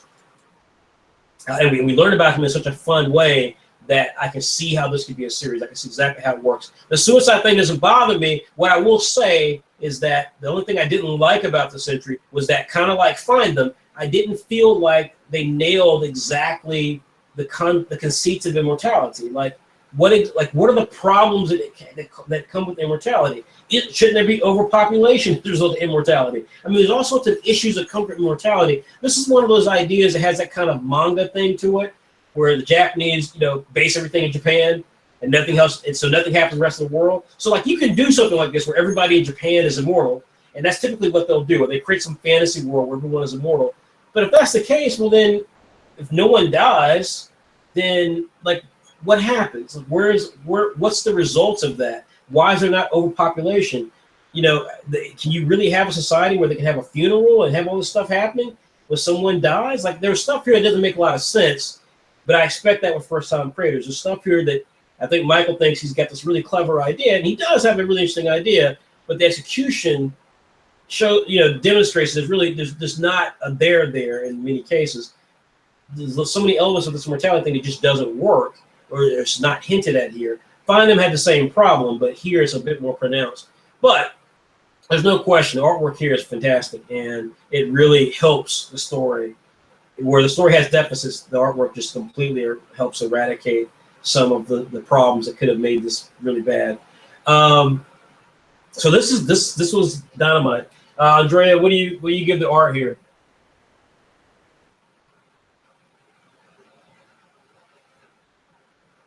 You have a score for the art, Andrea?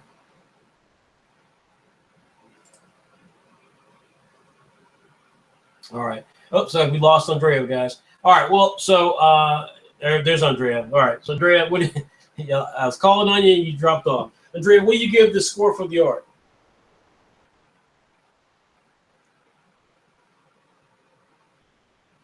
You may have to type it.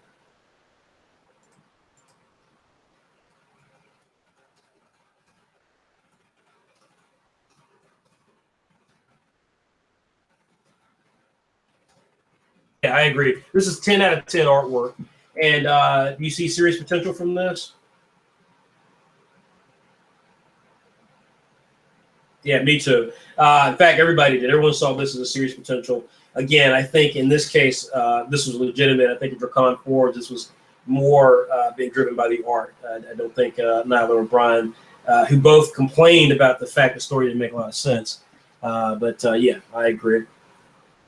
So, all right, guys. So that is the art of dying. So, so now you're asking, so okay, well, what happens next? How do we get to the next phase of how we evaluate this this content? And the answer for that's pretty simple. The next step of this is what we call that. The next step of this is what we call basically the where are we at here? Let me try to pull it up here. We have a pilot manga issue. So the pilot manga issue is essentially a free issue. Issue is what we have. Is what allows to take our word for what continue. You guys get to help it. You guys get to. Being said, we'll see here. We have issue. They're free, so if you're not a subscriber, you still get to get the issue. Check out the full entries. You get to see all the artwork. In some cases, some of the creators will actually clean up the artwork a little bit and make it a little nicer so that it makes sense. But yeah, so our last free issue was issue 49, and that was our pilot manga issue. Again, that's where some of these great series came from. So next up for us then is, let's see here. The next up will be issue 56. So when issue 55 returns, issue 56 will be the next issue. That is a free issue. You can see here some of our great back issues. Our last free issue, again, was issue 49. You can see it's got the big free button there on your screen. So issue 56 will come out in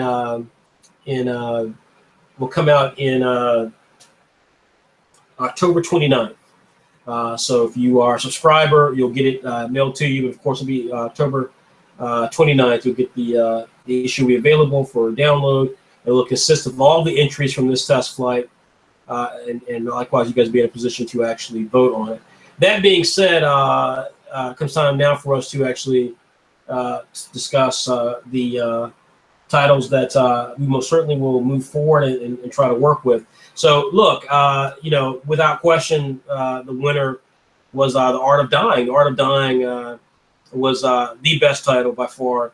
Had the most interesting ideas. It was well executed. Renzo Cardenas, like I said, I've got real question marks as to whether or not Renzo Cardenas is going to be an artist for Dracon Forge and for Art of Dying. But we definitely really dug Art of Dying. It was different. It was unique, and it executed the differences that it set out to have. It actually paid those off in terms of execution. So yeah, Art of Dying was our winner. as far as our second place title, that is Find Them. Find Them, was so different. It had a lot of really strong ideas in it. It wasn't perfect by any stretch of the imagination, but it was definitely there. We've got Ty on second place. I'm sorry. It's Find Them and Godseed. I did not think Godseed was very strong, but Godseed definitely had a lot of pull from a lot of the other reviewers, and so I think it may be driven by the artistic side of it, but there's definitely some of that there. We have an honorable mention here, which again we're going to kind of split a little bit, and there's nothing special happens per se in the honorable mentions, but these are titles that that definitely has some problems, but we feel very strongly have some potential there. Knifeart Road by Eric Klaus is absolutely it. I think that is absolutely the honorable mention title. It's a straightforward concept. Eric, as an artist, is really amazing. I think people really are not giving credence to what he can do. But that was a complicated one because again, it was he clearly had rushed it in. He did everything he was supposed to do, but he rushed it in, and as a result, the art doesn't look as complete as it could. Even though, again, there are several comic creators out there, traditional Marvel Comics creators out there, who will certainly be at the level of Eric Klaus. The second honorable mention, which we've never done before, but we're doing in this case, is Dylan Kiefer with Dracon Forge. Really comes down to a really simple thing: Art of Dying versus versus Dracon Forge. The two aren't on the same scale. Art of Dying is while I thought the art was actually better in Dracon Forge, Art of Dying just was the complete original package. Dracon Forge, much like Eric Klaus, was hurt from not having the sort of polish he could have had in his art, which he knew, by the way. He had contacted me ahead of time, wanted to do a color image for his image, which looks great. But unfortunately, again, we try to treat you got to get your work in at the deadline, and that's got to be everything there. In the case here with Dylan with Dracon Forge, it made our mention status because everyone liked it, but everyone also agreed that the central problem with it, by not having the dialogue, by not taking an extra step to do the pieces that need to be there for the dialogue, it really hurt the idea of this being anything special. And we can't award a title for being really well drawn because, again, this was really well drawn, but it also was drawn by an artist who's part of something else. So I don't know how that's going to work out with these guys who both are using an artist that they clearly have hired. I don't know how that works in their favor. I'm not going to hold out hope that we'll even see any of these titles, but regardless, we certainly out of this group, what I'm impressed with the rest of these entries that I just named: Art of Dying, number 1, Find Them and Godseed, number 2, and Knifeart Road and Dracon Forge as honorable mentions. What I'm most impressed with all of them, period, in all the titles in this entire setup, is that there was a real diversity here. The diversity of character, diversity of genre, diversity of concept, but there was real diversity here that I felt like was impressive to see. And while we certainly had some heavy hitters in our pilot manga group that we were expecting to see in this test flight, I'm really proud of the creators who participated in this test flight because they brought real diversity to this conversation. Whether it's Dracon Forge bringing some more fantasy, Godseed bringing, I still don't know what the hell Godseed's about, but they clearly respond. Quite a few writers responded to it. Andrea responded to it. Art of Dying had a really interesting idea. I mean, I can honestly say I've not seen that idea before. Find Them is not an original idea, but the atmosphere and the creepiness of it is absolutely original compared to anything that we've done before at Saturday AM. I mean, we've not had any entry that even came close to matching the mood and evoking the atmosphere of that. So again, these are our list of winners. We'll be working with certainly the winner of the series, the winner of the test flight, Art of Dying, to help turn that into a series. and then we'll be doing some more assessments of God's Seed and Finding to see if those can be turned into potential pilot manga chapters for Saturday M. And then Dracon Forge and Knifeart Road will evaluate those alongside of what happens in the free issue. So when the free issue comes out, you guys will get to vote. You'll get to read everything that's there. You'll get to review all the material, and you'll then be in a position to actually give firm details on what you think should happen with these creators and with these titles. And we will then take your lead to make the determination of moving forward with these guys and see if we can actually work with them. So that's it. That's all we've got. But again, I want to give a thanks to all the creators who've entered. Again, I think that this takes, Saturday M is not easy. And to actually put yourself in a position to get your content in, to follow the guidelines, to even put yourself out there. Because again, this video will be seen by a lot of people, and we know how the internet is. There's some people who will be very snooty and crappy towards you or towards us, just because they're hurting in their life. But regardless, it takes real balls, far more balls than the people who would comment anonymously about you, attacking you or saying things about you. It takes far more balls to put together the package that you guys did, put it out there, and have your work seen and appreciated and critiqued like this. And so for that, you guys have really, you guys will be people that we have tremendous respect for and admiration to, and I hope everyone does. So a special shout out to the creators of this test flight: Bex Kurosai of Godseed, Evan Adams of Find Them, Dylan Kiefer and Renzo Cardenas of Dracon Forge, Eric Klaus of Knifeart Road, Jordan Miles and Shakir Drummond of Hell's Paradise, Tyler DeBerry of First Light, Michael Flowers and Renzo Cardenas of Art of Dime, and Jeremy Lovett of Skin Eater. If you didn't win this particular test flight or get a place in the test flight, again, you have the magazine coming out October 29th. This is like 2 or 3 weeks away. So you will need to get additional feedback from people, and it'll be immortalized in our great production values of our issue. The issue will include Clock Striker and some other great stuff. So people are going to get the issue. They're going to check it out. They're going to be really happy with it. And therefore, they're going to get a lot of visibility to check out your work. Beyond that, again, I want to say that if you didn't get placed, however, do know, again, we got tremendous love for Jeremy Lovett, young man. He's got real talent, future. Tyler DeBerry is definitely talented. Tyler, I think my big thing with you, Tyler, I think you need to seriously consider getting a writing partner. Jordan Miles, Shakir Drummond, what is what you guys are trying to do? Shakir, I think you've got a lot of work on your art to do, but I think you've got real talent. And Jordan, there was a lot of stuff that you did dialogue-wise that worked. There were some interesting ideas there. The whole thing didn't work overall, but both you guys have real talent, and I hope to see you guys work on that talent and come back soon. And then obviously the guys who won, you won. So that's that. So again, issue 56, the pilot manga versus issue, voting on these test flights. You guys can do that on October 29th. Stay tuned for all things coming up with Saturday AM by visiting our webpage, www.saturday-am.com. Please support us. You can subscribe for just $5 a year. If you want a super subscription where we will actually review your work one-on-one. If you don't want to go through a test flight, I will review your work personally one-on-one and give some editorial assistance to what you're trying to do.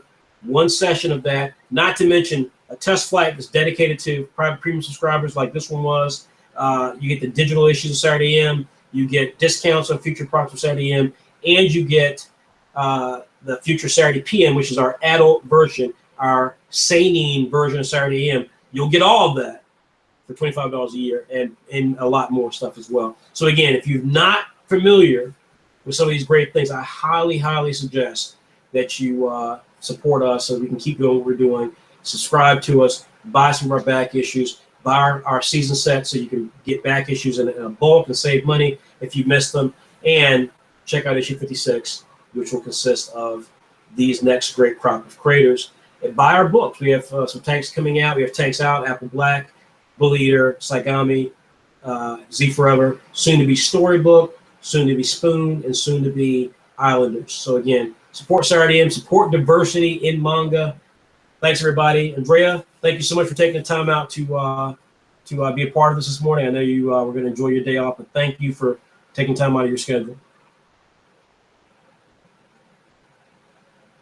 All right, and everybody, and Brian and Nyla, our two newest editors, thank you guys for participating in this test flight. Guys, we'll have another test flight in 2017. We haven't announced the date for that yet. We're going to probably save that towards the end of some of the future issues of Saturday AM towards the end of 2016. So if you subscribe, you'll get that information for anybody else. So and then you probably give yourself time then to start working on your entry. But that's it, everybody. Thanks again for supporting Saturday AM. Thanks for checking out this test flight. Our final test flight of 2016. It was great. Thanks to all the creators, and we'll be back.